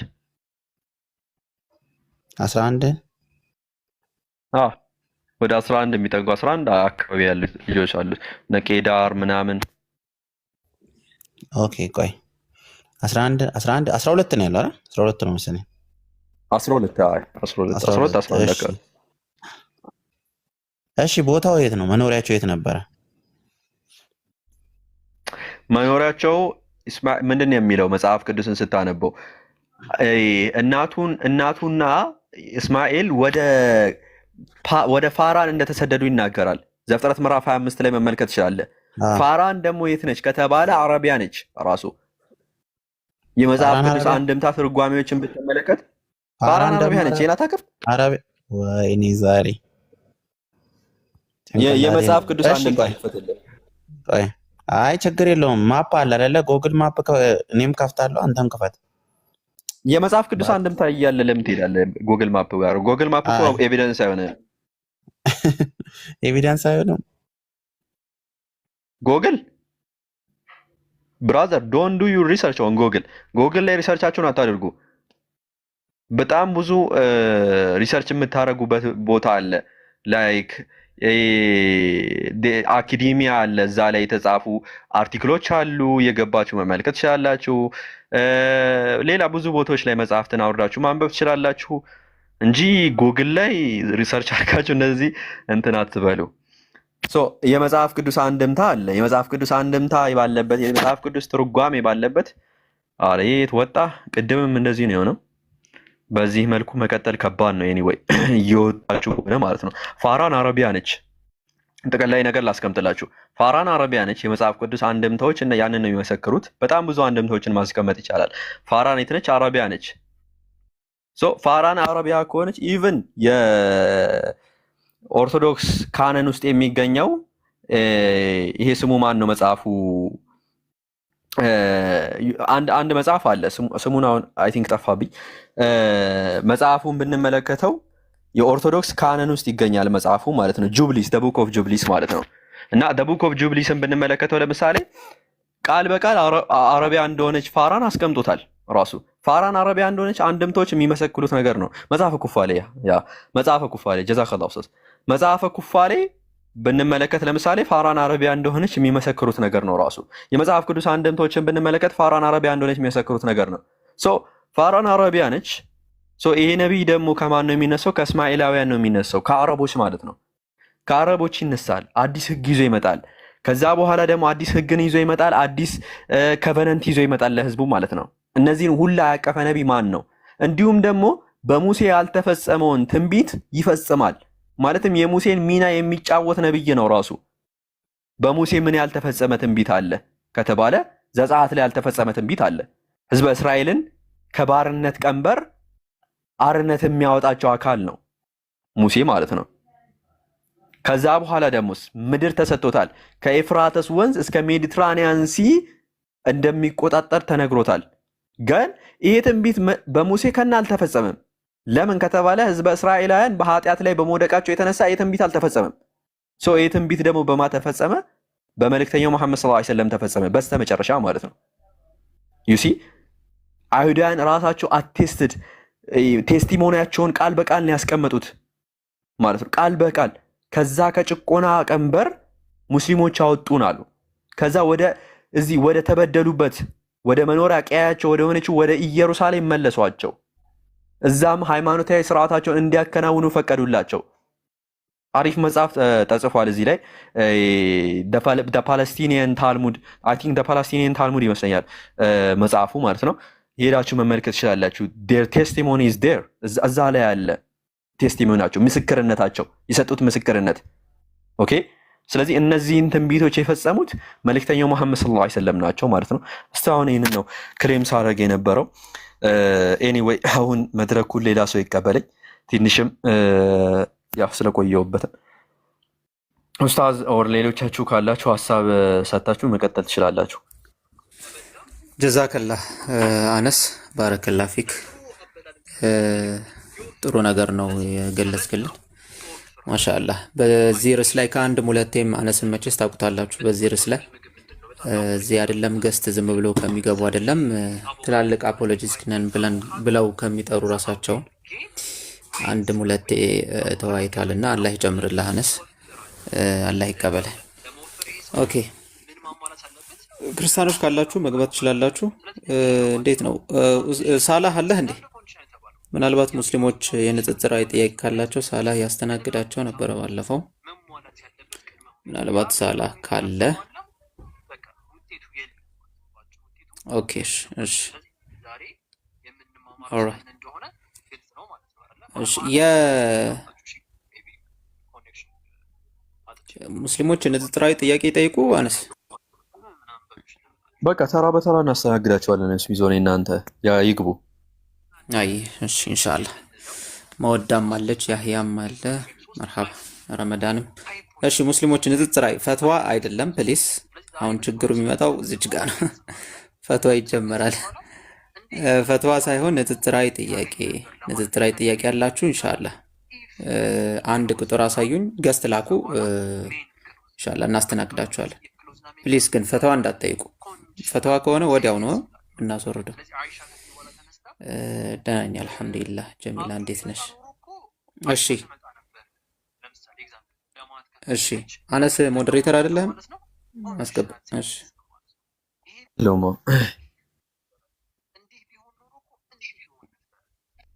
ኦኬ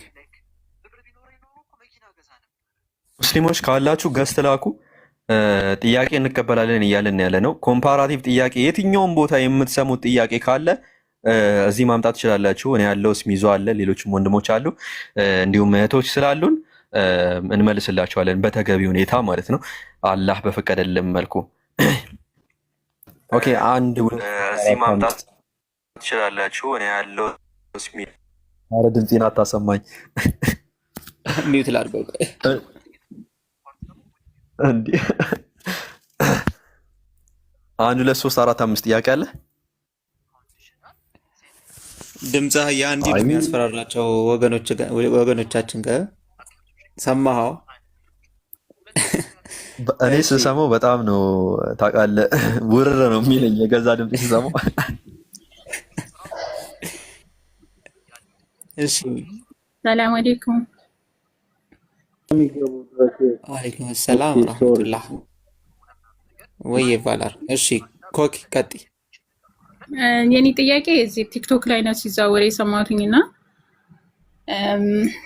አንበሳ ረመዳንን እንደ ሰው ልጅ ይጾማል የሚል ጥያቄ ማለት ነው። እና ይሄ እንዴት ነው?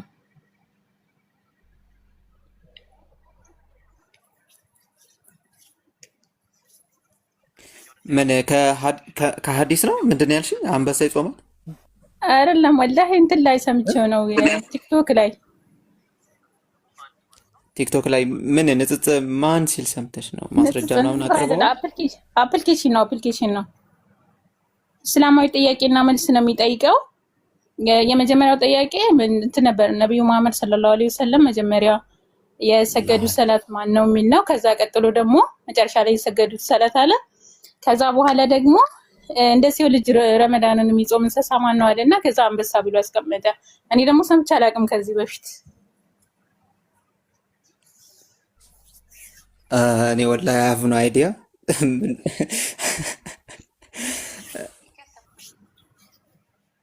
በምሮ የሚያፈጥረው እኔም ስሰማ ደንግጫለሁ ወላሂ ነው። ግን አናሲ አንድ ጥያቄ መጠየቅ ፈልግ ነበር። ለወጣ ስለሆነ አንበሳል ምናልባት እንግዳ ስለሆንኩኝ እድሉን ብትሰጡኝ። እሺ ቫላር፣ እሺ ቫላር፣ እሺ አንዴ የእሷን ነገር እንጨርስና ኤኒሃው ኮኪ ጀነራል ያለው ነገር ምንድነው? ይሄ ጾም የተደነገገው ለሰው ልጆች ነው። አላህ Subhanahu Wa Ta'ala ከዚህ በፊት ያሉ ኡማዎችን ባዘዘበት መሰረት ማለት ነው። እኛንም ማለት ነው የነቢያችን መሐመድ ሰለላሁ ዐለይሂ ወሰለም ኡመትን አዟል በዚህ ጾም ማለት ነው። ስለዚህ ሌላ እንደዚህ ኤክስትራ የሆኑ ነገሮችን ማስረጃ ይፈልጋሉ። ዝም ብሎ ከመቀበል ማስረጃዎችን ይጠይቃሉ፣ ይፈልጋሉ። ስለዚህ አንበሳ ነገ ደግሞ ነብርም ሊባል ይችላል።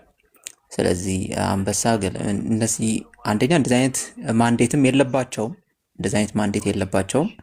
ሲቀጥልም አዌር አይደሉም ለእንደዚህ አይነት ነገር። ስለዚህ ማወቅ ያለብን ነገር ምንድነው ግን ግዑዝ የሆኑ ነገሮችም እንስሳቶችም ቢሆኑም ግን እኛ በማናውቀው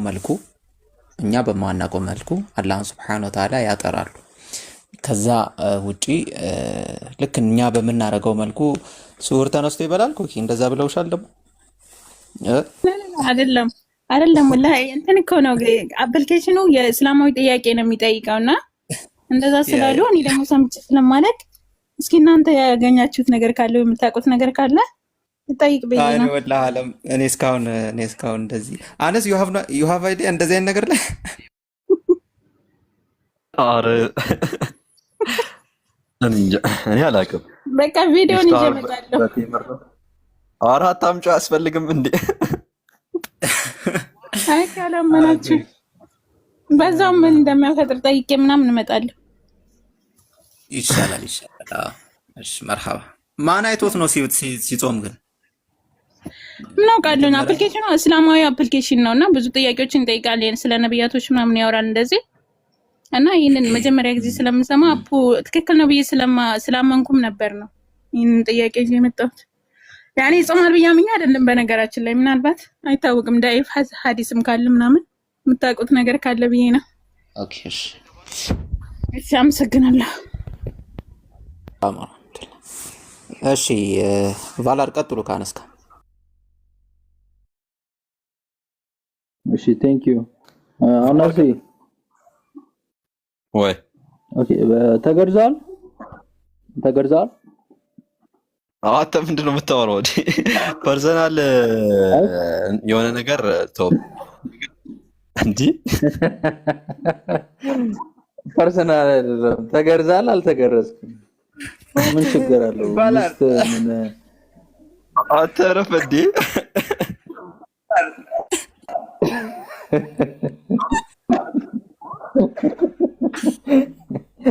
አይ ቲንክ ደከመ መሰለኝ ቫላር ከቅድም ጀምሮ እኔ ተገርዣለሁ። ግዴታ ነው። ተገርዛል አልተገረዝክም? ኖ አይደለም። ይኸው ባላር አንዴ ላስቀንጥልህ። ስሚዝ ቆይ አናስ እረፍ ቆይ አንዴ አናስ አይ ተገርዛል አልተገረዝም?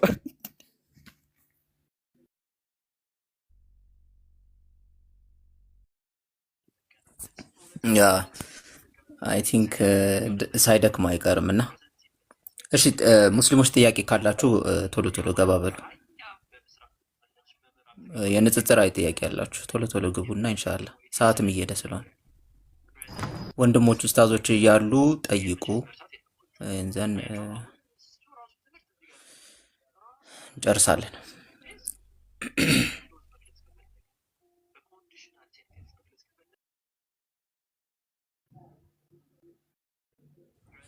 ኦኬ ፒኬ ትንሹ ፒኬ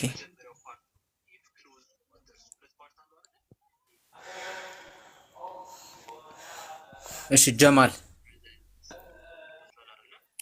ጀማል ከድር አለ።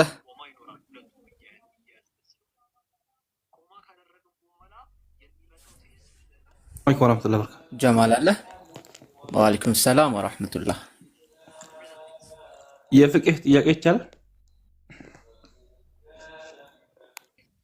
ንጽጽራዊ ጥያቄ ኮምፓራቲቭ ስለሆነ ንጽጽራዊ ጥያቄ ካለ አቅርብል።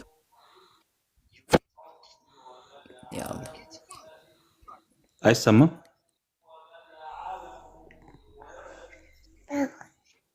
ጀማ ትሰማለህ? ኮምፓራቲቭ ጥያቄ አለ፣ የንጽጽር ጥያቄ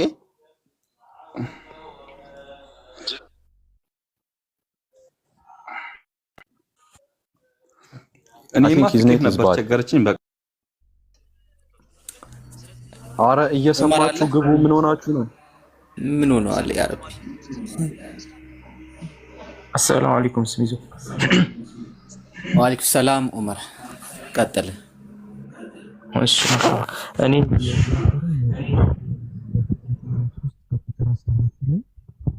የእግዚአብሔር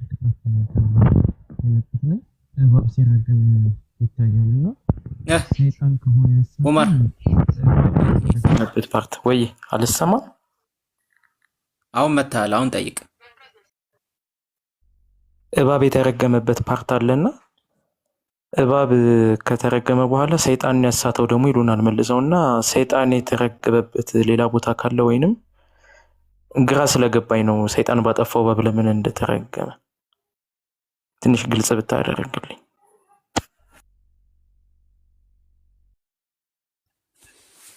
ኦኬ አንስ ቀጥል። ክርስቲያኒቲው ላይ ነው የጠየቅከው አይ ቲንክ አይደለ ዑመር? ክርስቲያኒቲው ላይ ነው እስልምናው ላይ ሳይሆን።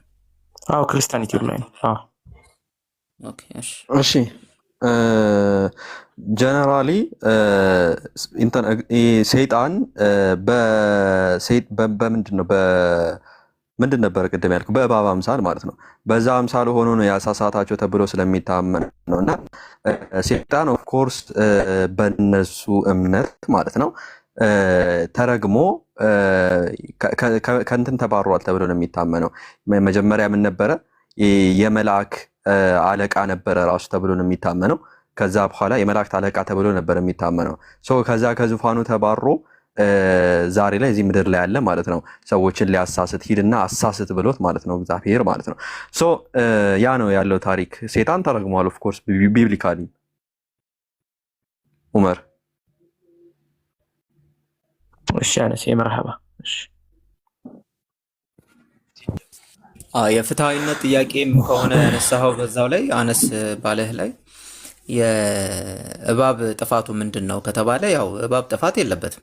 እዚች ጋር በሆድህ ትራመዳለህ፣ አፈር ትበላለህ፣ እንደዚህ አይነት ነገሮች ተቀምጧል። ግን ያው ምንም የእባብ እዚች ጋር ያደረገው ነገር የለም። በሆድህ ትራመዳለህ ብሎ ወይም ትሳባለህ ብሎ ሲረግመው ከዛ በፊት እግር እንዳለው ነው ክሌም የሚያደርጉት። አፈር እንደሚበላ ስቲላው አፈር ይበላል የሚል ነገር የለም። ግን ያው ከፍትሃዊነት አንጻር ከጠየቅ ያው ትክክል ነው፣ ትክክለኛ ጥያቄ ነው። እኛም እንዲመልሱልን የምንፈልገው ጥያቄ ነው። ምናልባት አንዳንዴ ፍቃደኛ ነበረ ምናምን የሚል መልሶችን ልታገኝ ይችላል። እባብ ፍቃዱን አሳይቷል ምናምን እንደዚህ አይነት ነገር ግን እባቦች ወይም ደግሞ እንስሳ በአጠቃላይ ፍሪ ዊል የላቸውም እና የሚያስኬድ መልስ አይደለም። ስለዚህ ጥሩ ጥያቄ ነው ዑመር።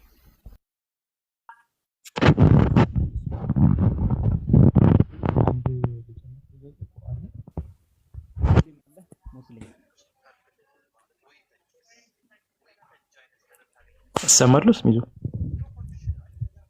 ይሰማል። ድምጽ ታፍኗል ግን። ኦኬ አሁንስ? ለምሳሌ አሁን አላህ ለሁሉም ህዝብ ነብያትን ሳልክ ህዝብን አልቀጣም ብሏልና እዛ ላይ አሁን ለምሳሌ እኔ ጥያቄ ኢትዮጵያ ቢያንስ 3000 ዓመት ታሪክ አላት ተብሎ ይታሰባልና ለኢትዮጵያ የተላከ ነብይስ ነበራት ወይ ወይንስ ለነብይ ኢሳ የተላከው ሪሳላ እኛ ጋርም ደርሶ ነበር?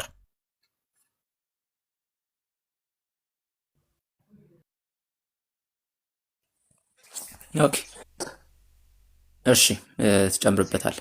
አላህ Subhanahu Wa Ta'ala ነብያትን ሳይልክ ወይም ደግሞ መልእክተኛን ሳንልክ የምንቀጣ አይደለንም ይላል አላህ Subhanahu Wa Ta'ala። ይሄ አንዱ ፍትሃዊነትን የሚያሳይ መልእክት ነው ከአላህ Subhanahu Wa Ta'ala ማለት ነው። ስለዚህ ብዙ ነብያቶች ተልከዋል። እነዚህ ነብያቶች አላህ Subhanahu Wa Ta'ala ስፔሲፊካሊ በስማቸው ወደ 25 የሚጠጉትን ማለት ነው በቁርአን አስቀምጦልናል እንደሚታወቀው ማለት ነው። ሌሎቹ ነብያቶች ያልተጠቀሱ ነብያቶች ወይ በሐዲስም ወይ በቁርአንም ያልተጠቀሱ ነብያቶች ግን በተለያየ ቦታ ኢትዮጵያንም በለው ቻይናም በለው የትም ቦታ ማለት ነው የተለያየ ቦታ የተለያየ ነብያቶች ተልከው ነበር። ስፔሲፊካሊ ግን እነዚህ ናቸው ብለን ስም መጥራት ግን አንችልም። ለምሳሌ ከብሉይ ኪዳን ላይ ለምሳሌ ካሉ ነብይ ተብለው የሚታሰቡ ነብይ ተብለው የሚታሰቡ እኛ ግን completely 100% ነብይ ናቸው የማንላቸው 100% አይደሉም ብለን ክሌም የማናረግባቸው ለምሳሌ ኢሳይያስ ብትጠራም ሌሎችንም እንደዚህ ብትጠራ ነብይ ናቸው ተብለህ ብትጠየቅ እኛ ስላልመጣልን ስፔሲፊካሊ እኛ ስላልመጣልን ወይም ደግሞ በስም ደረጃ ስላልመጣልን አው ነብይ ነው ብለህ ልትናገር አትችልም፣ ወይም ደግሞ አይደለም ብለህም ልትናገር አትችልም ማለት ነው። ሜቢ ምናልባት ሊሆንም ይችላል ላይሆንም ይችላል አላህ Subhanahu Wa Ta'ala ነው የሚያውቀው ማለት ነው። ስለዚህ በተለያየ ቦታ የተለያዩ ነብያቶች ተልከዋል፣ እኛ ስማቸውን ግን ላናውቅ እንችላለን ነው። መልእክተኛን ሳንልክ የምንቀጣ አይደለንም ብሎ ማለትም በተመሳሳይ እነዛ ሰዎች በየትኛውም ኢትዮጵያም ይሁን ሌሎችም አካባቢዎች ላይ ያሉ ሰዎች ይሄ መልእክት ካልደረሳቸው ይሄ መልእክት ካልደረሳቸው ምን የሚሆኑ አይደለም ማለት ነው፣ የሚቀጡ አይደለም እንደማለት ነው። ለምሳሌ በኢሳ አለይሂ ሰላም እና በነቢያችን መሐመድ ሰለላሁ ዐለይሂ ወሰለም መካከል ነብይ አልተላከም። ስለዚህ በዚህ መካከል ያሉ ሰዎች ለምሳሌ መልእክቱን የኢሳ አለይሂ ሰላምን መልእክት ያልደረሳቸው አህሉል ፈትራ ይባላሉ። ያልደረሳቸው ይህንን መልእክት ደግሞ የማያውቁ ከሆኑ የሚቀጡ አይሆኑም ማለት ነው። የራሳቸው የሆነ ፈተና አላህ Subhanahu Wa Ta'ala ያዘጋጅላቸዋል ማለት ነውና አነስ ጨምርበት ባረከላ። ይሄ ክሊር ነው፣ ምንም የሚያስፈልገው ነገር የለም። ኦብቪየስሊ ላይክ ሙሉ ለሙሉ ሚዞ እንዳለ ለምሳሌ ቅድም የጠቀሰለ ቢብሊካሊ ፕሮፌቶች አሉ ልክ እንደ ጀረማያ አይዛያ የመሳሰሉ ማለት ነው። 100% አፈር ማናረግም ነብይ ናቸው ብለን ዲናይም ማናረግም ላይክ አግኖስቲክ ነው የምንሆነው ማለት ነው በእንደዚህ አይነት ፕሮፌቶች ላይ ማለት ነው። ሶ አላህ Subhanahu Wa Ta'ala በርካታ ነቢያትን እስከ 124,000 የሚጠጉ ነቢያትን ልኳል ብለን እናምናለን። ከነዛም ውስጥ ይሄ ነብይ ለኢትዮጵያ እንዲህ ተልኳል ይሄ ነብይ ብለን ቃል በቃል መናገር አንችልም። ነገር ግን አላህ Subhanahu Wa Ta'ala ያንዳንዱ ኔሽን መልእክተኛ ነብይን ልኮልናል፣ ያንን እናምናለን። we believe that ሶ አላህ ደግሞ ላይክ መልእክቱ እንኳን ካልደረሳቸው ከፍትሃዊነቱን ከሚያሳይ ነገሮች የተነሳ መልእክቱ እንኳን አንድ ህዝብ ባይደርሰው ምን አለ ከተባለ ይሄ መልእክቱ እንኳን ካልደረሰው አላህ Subhanahu Wa Ta'ala ዝም ብሎ መልእክቱ ሳይደርሰው በፈቀድ ብሎ የሚቀጣ አይደለም። ራሱ ምን አለ የመልእክቱ ካልደረሰው አላህ Subhanahu Wa Ta'ala አይቀጣውም። ሌላ ድጋሚ ሌላ ከዛ በኋላ ሌላ ነገር አለ። እሱም ሌላ ታሪክ ስለሆነ ወደ ጎን እናድርገውና ለጊዜው በአጭሩ ይሄንን ይመስላል። ስሚዞ በጣም ግልጽ በሆነ መልኩ ነው ያብራራል። አይ ቲንክ ግልጽ ይመስለኛል ዑመር አይደል? አይ እኔ አንድ ልጅ ጋር እንደዚህ ስንወያይ ይህንኑ ነበር ያስረዳሁት። ግን እሱ ምን አለኝ፣ ኢትዮጵያ ቢያንስ የ3000 ዓመት ታሪክ አላትና ለኢትዮጵያ ተብሎ ስፔሲፊካሊ የተላከ ነብይ ከሌለ ምንድን ነው ማድረግ የምንችለው ስላለኝ ነው። ተመልሷል። ሹክራን። አይ መርሐባ። እሺ ሺህ ዓመት አይ ቲንክ 1000 ዓመት። አላ ሰላም አለይኩም። ወአለይኩም ሰላም።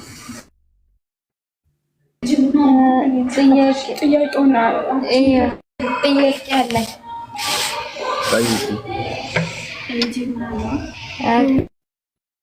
ክርስቲያን ጓደኛ አለች። ጫጫታ አለ ከጀርባሽ። ጫጫታው አንዴ ወጣ በይ።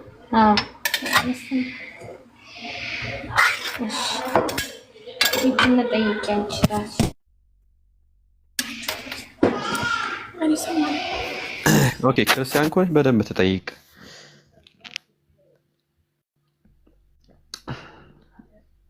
ጠይቂ ጥያቄ ካለሽ የትኛውንም ጥያቄ።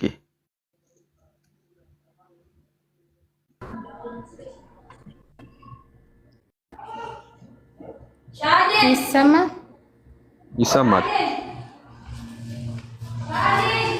ጥያቄ ጓደኛ አለችኝ፣ ክርስቲያን ጓደኛ ማለት ነው። አዎ ኦኬ እሺ። እሷ ጋር ተከራክረን ነበር እና በእስልምና ሁለት ሚስት ለምን ይፈቀዳል ምናምን ብላኝ ጠይቀኝ። በእኛ ላይ ያገቡት የለም የእናንተ ነብይ ብዙ አገባ ምናምን ስትለኝ፣ አይ በእናንተም አለ ስላ ያንን ነገር ካመጣሽ እስልምናን እቀበላለሁ ብላኝ የእናንተ ነብይ ምንም አግብቷል ምናምን ብያት እስልምና እቀበላለሁ እያለኝ ነው። ያሳዩኝና እሺ ኦኬ ችግር የለውም። ኧረ ችግር የለውም። ኢቨንቱ ዳዊት ለምን ሰለሞን ከ1000 በላይ ሚስቶችን ያገባው? ከ1000 በላይ ማለት ነው። ከ1000 በላይ የሚጠጉ ሚስቶችን አግብቷል። እንዲሁም ደግሞ ዳዊት ጋር ስንመጣ ዳዊት 8 ሚስት ነው ያገባው። 8ቱንም ሚስቶች የሰጡት እግዚአብሔር ራሱ ነው። ቃል በቃል አንሶ ቢሆን ራሱ እጨምርልህ ነበረ ብሎ እግዚአብሔር ራሱ ቃል በቃል ተናግሯል። አይ ቲንክ ጥቅሱን ላውጣልሽ ማለት ነው። ጥቅሱን የምታስታውሱት ካለ ንገሩኝ አንዴ። አይ ቲንክ መጽሐፈ ሳሙኤል ይመስለኛል ምዕራፍ 12 ቁጥር 7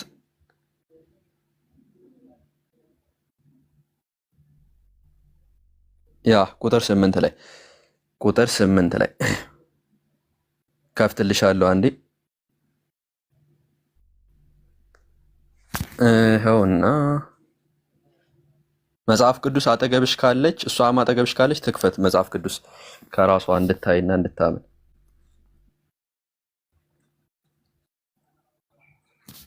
ይታያል አይደለ? 1000 ዓመት ይታያል።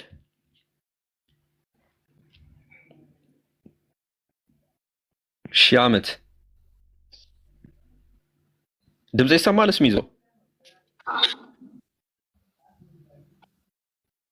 ኦኬ። መጽሐፈ ሳሙኤል ካለ ምዕራፍ 12 በደንብ ያጂ። መጽሐፈ ሳሙኤል ካለ ሁለተኛ ሳሙኤል ምዕራፍ 12 ቁጥር 7 ላይ ናታንም ዳዊትን አለው ያ ሰው አንተ ነህ፣ የእስራኤል አምላክ እግዚአብሔር እንዲህ ይላል።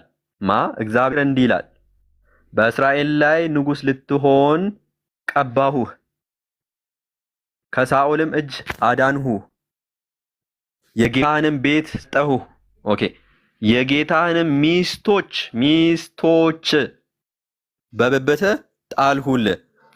ስለ ሳኦል ነው የሚናገረው። የሳኦልን ቤት ሰጠው፣ የሳኦልን ሚስቶች ሰጠው እያለ ነው የሚናገረው። ከዛስ የእስራኤልና የይሁዳን ቤት ሰጠው አለ። ይህም አንሶ ቢሆን ኖሮ ከዚህ የበለጠ ጨምርልህ ነበረ ይላል። 8 ሚስት ነው። 8ቱ ራሱ አንሶ ቢሆን ኖሮ ጨምርልህ ነበረ እያለ እግዚአብሔር ይናገራል። ይኸው ቃል በቃል ሻሃዳውን ትያዛውን አይ ቲንክ ላይቭ ዋርኒንግ እየሰጠኝ ነው ጋይስ። ሪፖርት እያደረጉብኝ ነው መሰለኝ።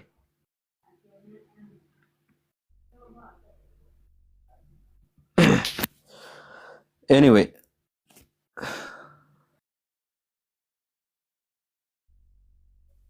ዋርኒንግ እየሰጠ ነው። አነስን አውርደው እያለ እስቲ ድጋሚ ላክ አነስ።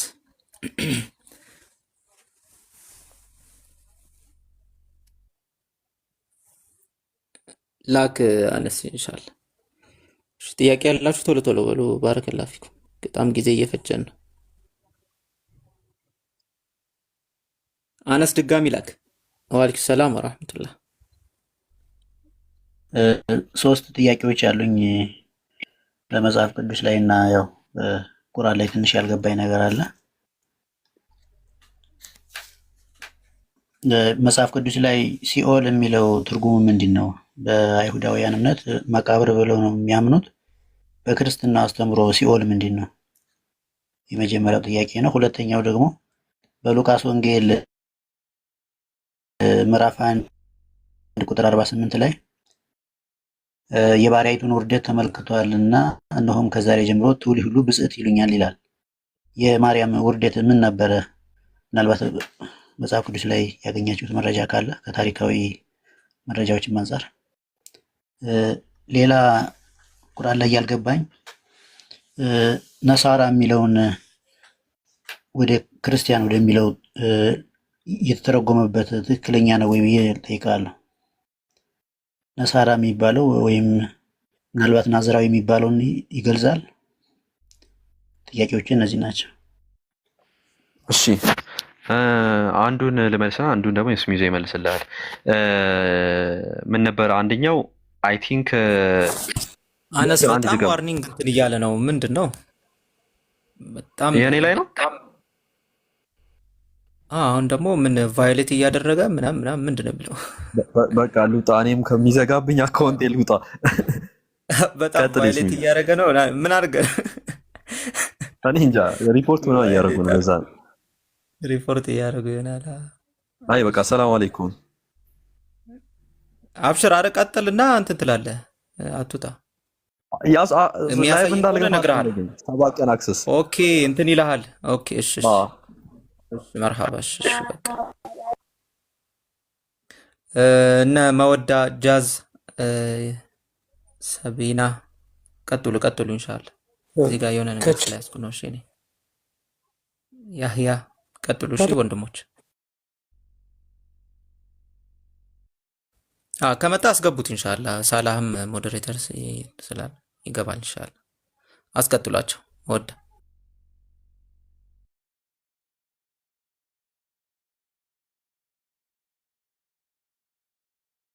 ሰላም አለይኩም ወራህመቱላሂ ወበረካቱ።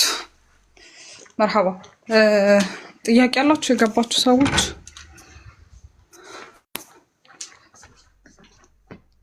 ሞዴሬተሮች አስገቡሽ። ሰው መርሐባ። ጥያቄ ያለሽ ወይስ? አሰላሙ አለይኩም። እኔ ጥያቄ አለኝ። ወአለይኩም ሰላም ወራህመቱላሂ ወበረካቱ። የፈትዋ ጥያቄ ካልሆነ ቀጥይ። በክርስትና እባብ ነው ወይስ ሰይጣን ያሳሳታቸው አዳምንና ሔዋንን ማለት ነው? ሰይጣን በእባብ መልክ ሰይጣን ያሳሳታቸው? ያው ሰይጣን በእባብ መልክ ያው እባቡም አሳሳታት የሚለው ግን ያው እባብ ተብሎ የተጠቀሰው ሰይጣን ነው በእባብ መልክ። መልክ ሲባል እንዴት? ለምሳሌ አሁን ሰይጣን ቅርጹን ይቀይራል አይደለ? አንዳንዴ እንደ የውሻ ቅርጽ ምናምን ነገር ይዛል አይደለ? ሶ እባቡም ሴቲቱን አሳሳታት አለ። ነገር ግን ያው ያሳሳታቸው ሰይጣን ነው እንጂ መቼስ ሎጂካል ስንወስደው እባብ አፍ አውጥቶ አንደበት አውጥቶ ምናምን ነገር ተናገረ ማለት አይደለም። ኦኬ ገባሽ ወላ? እሺ ክርስቲያኖች እንደሚሉት ማለት ነው ለአዳም ቃል በገባለት መሰረት ከልጅ ተወልጄ አድንሃለሁ ባለው መሰረት ይላሉና፣ የለም እንደዛ የሚል ጥቅስ የለም። ከልጅ ተወልጄ አድንሃለሁ የሚል ጥቅስ የለም። ከራሳቸው ነው የሚያወሩት ማለት ነው። ያ እስከዛ ድረስ ባይብል ላይ ከልጅ ተወልጄ አድንሃለሁ የሚል ጥቅስ አግኝተን አናውቅም። እንግዲህ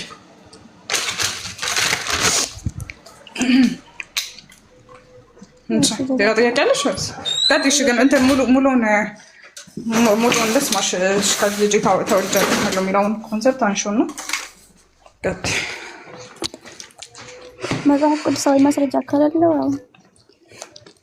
አይ የለውም። ከልጅ ልጅ ተወልጄ አድንሃለሁ የሚል ነገር የለም ባይብል ላይ አልተጻፈም። እሺ ጀዛከላ ወይኪ መርሐባ። እሺ ሌላ ጥያቄ ያለው ሰው ካለ አስገቡ።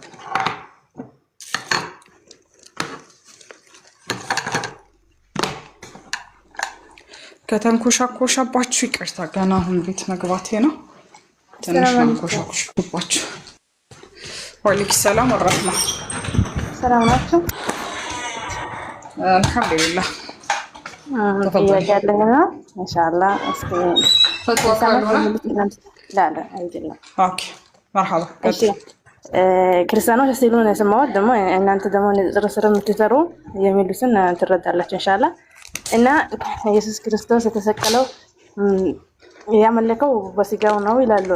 እና ያ ደግሞ የሰው ልጆች ሁላችንም ነፍስ አለን ማለት ነው። ስለዚህ ስጋው ካመለከ ነፍሱ ነው ፈጣሪ ነው የሚሉት ማለት ነው። በእነሱ አስተሳሰብ እኔ ከተረዳሁት ማለት ነው። እና በስጋው ነው ካሉ ያው አንድ ሰው ነፍስና ስጋ ነው ያለው፣ መቼም ሌላ ነገር የለውም። እኛ መትከም ነው ስጋና ነፍስ ነው። ሁላችንም አንድ ነው። በቃ በስሙም የተለያየ ቢሆንም አንድ ነው። እና እንደዛ ከሆነ በስጋው አመለከ ከሆነ ነፍሱ ፈጣሪ ከሆነ ሁላችንም ፈጣሪ ነው እንዴ? በእነሱ አስተሳሰብ ነፍሳችን ፈጣሪ ሊሆን አይደለም ወይ? አሁን ያንቺ ጥያቄ የሚያስብል ጥያቄ ነው። እና ድጋሚ አንድ ጥያቄ ኢየሱስ ክርስቶስ ያመለከው በስጋው ነው ይላሉ። ስለዚህ በነፍሱ አላመለከም ነው ጥያቄሽ? አዎ በስጋው ነው ያመለከው። በስጋው ነው እነሱ በስጋው ሲሉ መርሐባ። እሺ መርሐባ። በስጋው ነው ሲሉ እንዴት ነው መሰለሽ? ኢየሱስ ክርስቶስ ፍጹም ሰው ፍጹም አምላክ ብለው ነው እነሱ የሚያመልኩትና ሁለት ኔቸር አለው ነው የሚሉት። ሁለት ተፈጥሮ አለው፣ አንድ አምላክነት፣ አንድ ደግሞ ሰውነት። ስለዚህ ያው ኢየሱስ ክርስቶስ እግዚአብሔርን ተገዛ ወይም አመለከ ሲባል ያመለከው በሰውነቱ እንጂ በመለኮትነቱ አይደለም ነው ለማለት ፈልገው ነው እንጂ በነፍሱ የሚል ነገር አይደለም። የነሱ ፖይንታቸው ያለ ነፍስ ሰው እንዴት ያመልካል? ነፍሱ ከሌለች ሲጋው ወይንም በቃ ይጠቅም ማለት ነው። ያ ሰው የሆነው ነፍሱ አለው እኮ ነፍስ አለው። አሁን እንዴት መሰላችሁ? አንዳንዴ ይሄ የክርስትናውን ኮንሰፕት ለመረዳት እንትን ማለት አለብን። ይኸውልሽ ነፍስ አለው ግን እነሱ አምላክም ነው ብለው ነው የሚያስቡት። ኦኬ አምላክም ነው ሰውም ነው ብለው ነው የሚያስቡት። አምላክም ነው ሰውም ነው፣ ፍጹም ሰው ፍጹም አምላክ እንደዚያ ከሆነ ካሰቡ እኛ ሁላችንን ነፍሳችን ሩሃችን እኛ መለኮት የለንማ ና ጠይብሻል። ጠይብ እንዳልሽ በዛው እንደው ብትጠይቢ ራሱ አሪፍ ነው።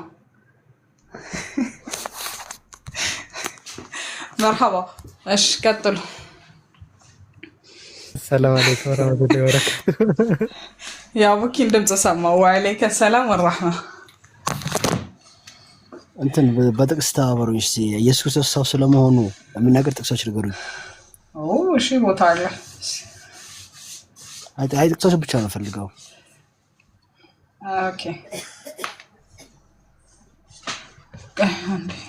ጄክን አስገቡት እስቲ አንድ ሞዴሬተሮች።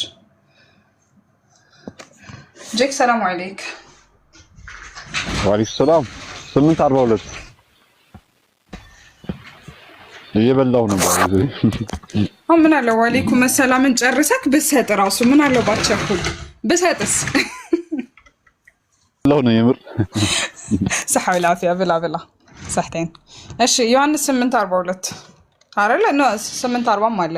ከዛ ይሄን አንተ ድጋሚ ደግሞ እሺ 8 ዮሐንስ 8:40 ሰው ሲሆን ተነገርኳችሁ ሰው ትፈልጋላችሁ ነው ልትገሉኝ ትፈልጋላችሁ ነው ይላል። መልአኩ ገብርኤል መጥቶ ማርያምን ምንድነው ያበሰራት ቦታ ነው ድንግል ትጸንሳለች ወንድ ልጅም ትወልዳለች ልጁንም አማኑኤል ትለዋለች የሚለውን ፓርት ነው። እኔ ጥቅስ በቃል ይዛለሁ፣ ቦታዎችን ግን አላውቃቸውም። ግን ቼክ ላድርግልህ።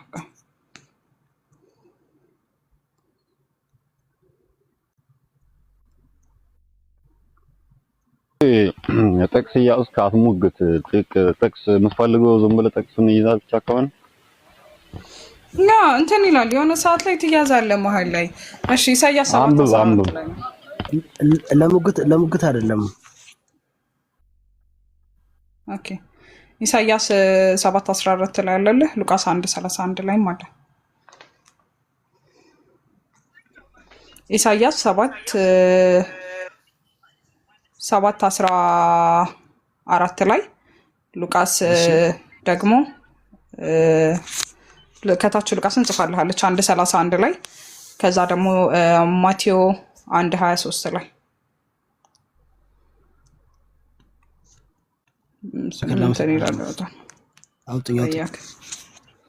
አውጡኝሽ መርሃባ። አቡኪ ጥያቄ አለ? ስነካካው አቡኪን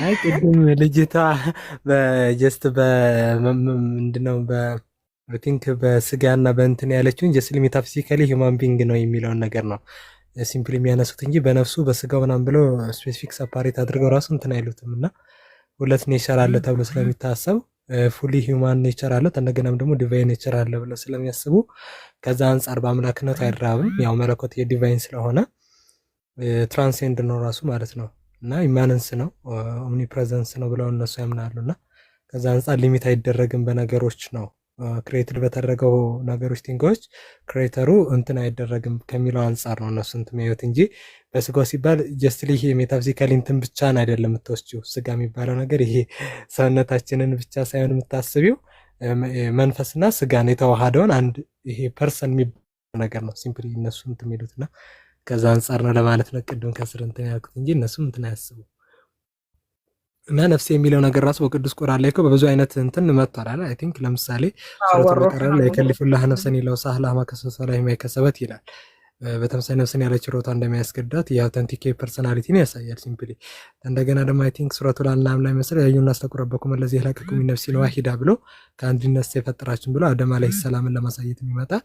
በተመሳሳይ መልኩ ደግሞ ያው ሁሉ ዘይቀቱል ሞት ሁሉ ነፍስ ሞትን ቀማሽ ናት ሲል ይሄ እዚህ ጋር ነፍስ የምትባለው ነገር እዚህ ሰውልን የሚለውን ነገር ለማሳየት አይደለም የመጣው።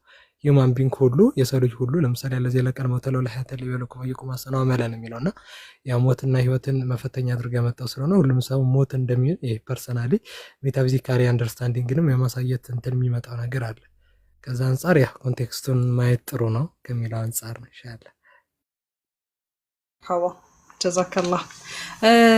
ስሚዞ እንትን ቪዲዮ ፖስት አድርጓል እና ያው አሁን በዚህ ሰዓት በጣም አስፈላጊው ነገር ቢኖር ላንጉዌጅ ነው።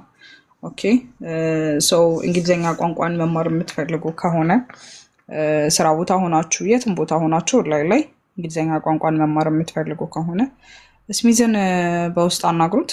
ቪዲዮ ፖስት አድርጓል። እዛ ጋር የለቀቃቸው ሊንኮች አሉና በዛኛው ሊንክ በመጠቀም ቴሌግራም ላይ ገብታችሁ ስለ ትምህርቱ ስለምትፈልጉት ነገር ጥያቄ መጠየቅ ትችላላችሁ። ቪዲዮን እንትን ሪፖስት ምናምን ኮፒ ሊንክ ምናምን ነገር አድርጉለት። መርሃባ። ጥያቄ ያላችሁ አንድ ቁጥር ጻፉ። እየሳብኳቸው ነው ግን ሁሉም የሉም መሰለኝ። አይገቡም። የሉም ያ ሁሉም የሉም። ምን ሊያደርጉ ነው? እዚህ የለም ዜሮ እያለኝ እንትን አክሴፕት ላደርጋችሁ ዜሮ ነው የሚልክ እኔም አክሴፕት ሀፊዛ ምናምን የሚል ሰው አለ። አሁን እስኪ ቆዩ ከላኩ መሰለኝ እንደዛ መሰለኝ። ሀፊዛ ያስሚን አንድ ጥያቄ ልጨምር ትችያለሽ? ጠይቂ። አሁን እዚህ ጋር ጄክም ስላለ ጨመቂልን እንደውም ትንሽ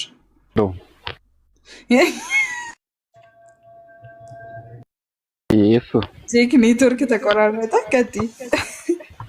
እሺ እነሆ ትጸንሻለሽ ወንድ ልጅም ትወልጃለሽ የሚለው ማለት ነው እንደ ክርስትና አስተምህሮት አምላክ ለእናቱ እየነገረ ነው እያበሰረ ነው ማለት ነው። ገብርኤል እኮ ነው እንደዛ አለ። ዋት አሜዚንግ ሞመንት መንፈስ ኦኬ ቅዱስ ባይብል ላይ ነው እንዴ? ለካ ባይብል ላይ ራሱን እንደዛ ለዳል ብሎ እያበሰረ ነው። አንተ አሜዚንግ ማሰብ ያሰበችው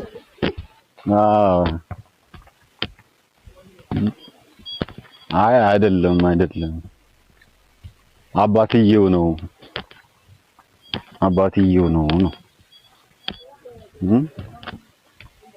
አባትየው በመልአኩ በኩል ነው ልጅን ትጸንሻለሽ ብሎ ነው የነገራት። ግን እንዴት ልክ እኮ ነች። ልጅን ትጸንሻለሽ ምናምን ነገር አምላክ ምን ይደረጋል። ግን ኡስታዝ በማን ቃልነት ተናገረ? ሲምፕሊ ራሱ ምክንያቱም ኦንቶሎጂካል እንትን ላይ እኮ በአብ ልብነት ያስባሉ፣ በወልድ ቃልነት ይናገራሉ፣ በመንፈስ ቅዱስ እስትንፋስነት ያው ይሆናሉ ከተባለ ሲጠመቅ ይሄ ልጄ ነው እንዴ ሊል ይችላል? ራሱ ወልድ ሲምፕሊ እየተጠመቀ ነውና አብ ከየት ነው ቃሉን አምጥቶ የተናገረው ራሱ? በነገራችን ላይ ይሄንን ጥያቄ ብቻ ሳይሆን ያ እንትን ላይ አሁን ለምሳሌ ብዙን ጊዜ እነሱ ይሄ ቃል ኢየሱስ ክርስቶስ ነው ብለው ከሆነ የሚያስቡት የመጀመሪያ አሁን አንተ ያልከው ነው ላይክ ይሄ የምወደው አንድያ ልጄ ነው ቃሉንም ስሙት ምናምን ነገር የሚለው ነገር ማለት ነው። ሶ ያ ከሆነ ሶ ኢየሱስ ክርስቶስ እንትን ካላለና እግዚአብሔር ደግሞ የሚናገረው በኢየሱስ ክርስቶስ አብ ከሆነ ሶ እዛ ጋር እንዴት ተናገረ ነው። እኔ ሁሌም የምጠይቀው ጥያቄ አለ፣ ያው ተመልሶልኝ ባያውቅም በክርስትና ስንት ቃል አለ የሚለው ነገር እና አብኪስት ይቀጥል በዚህ ሀሳብ እንትን በል እንትን ነው እነሱ እኮ የሚያስቡት መለኮት ሲጀመር ሊሚት አይደለም እና ኦምኒ ፕሬዘንስ እና ኢማነንስ ስለሆነ ከዛ አንጻር ሲምፕሊ በስጋ ውስጥ ሊሚት ብቻ አይደረግም ነው ማለት በሁሉም ቦታ ይሄ መልኩ ላይ ይሄ ነውና ሲምፕሊ በወልድ ለምሳሌ እየተጠመቀ እያለ ወልድ በስጋው ማለት ነው ሲምፕሊ ያው በስጋው ማለት ነው ወይም ደግሞ ሎጎስ የሚባለው በስጋው እየተጠመቀ እያለ በተመሳሳይ መልኩም ደግሞ ጽርሐ አርያም የሚሉት ወይም ደግሞ ሰባተኛው ሰማይ በላይ ያለው ላይ በምሉነት ከአብና ከመንፈስ ቅዱስ ጋር አለ ብለው እኮ ነው የሚያስቡት። አይ ቲንክ አልጠይቅሻቸው በተለይ ኦርቶዶክስ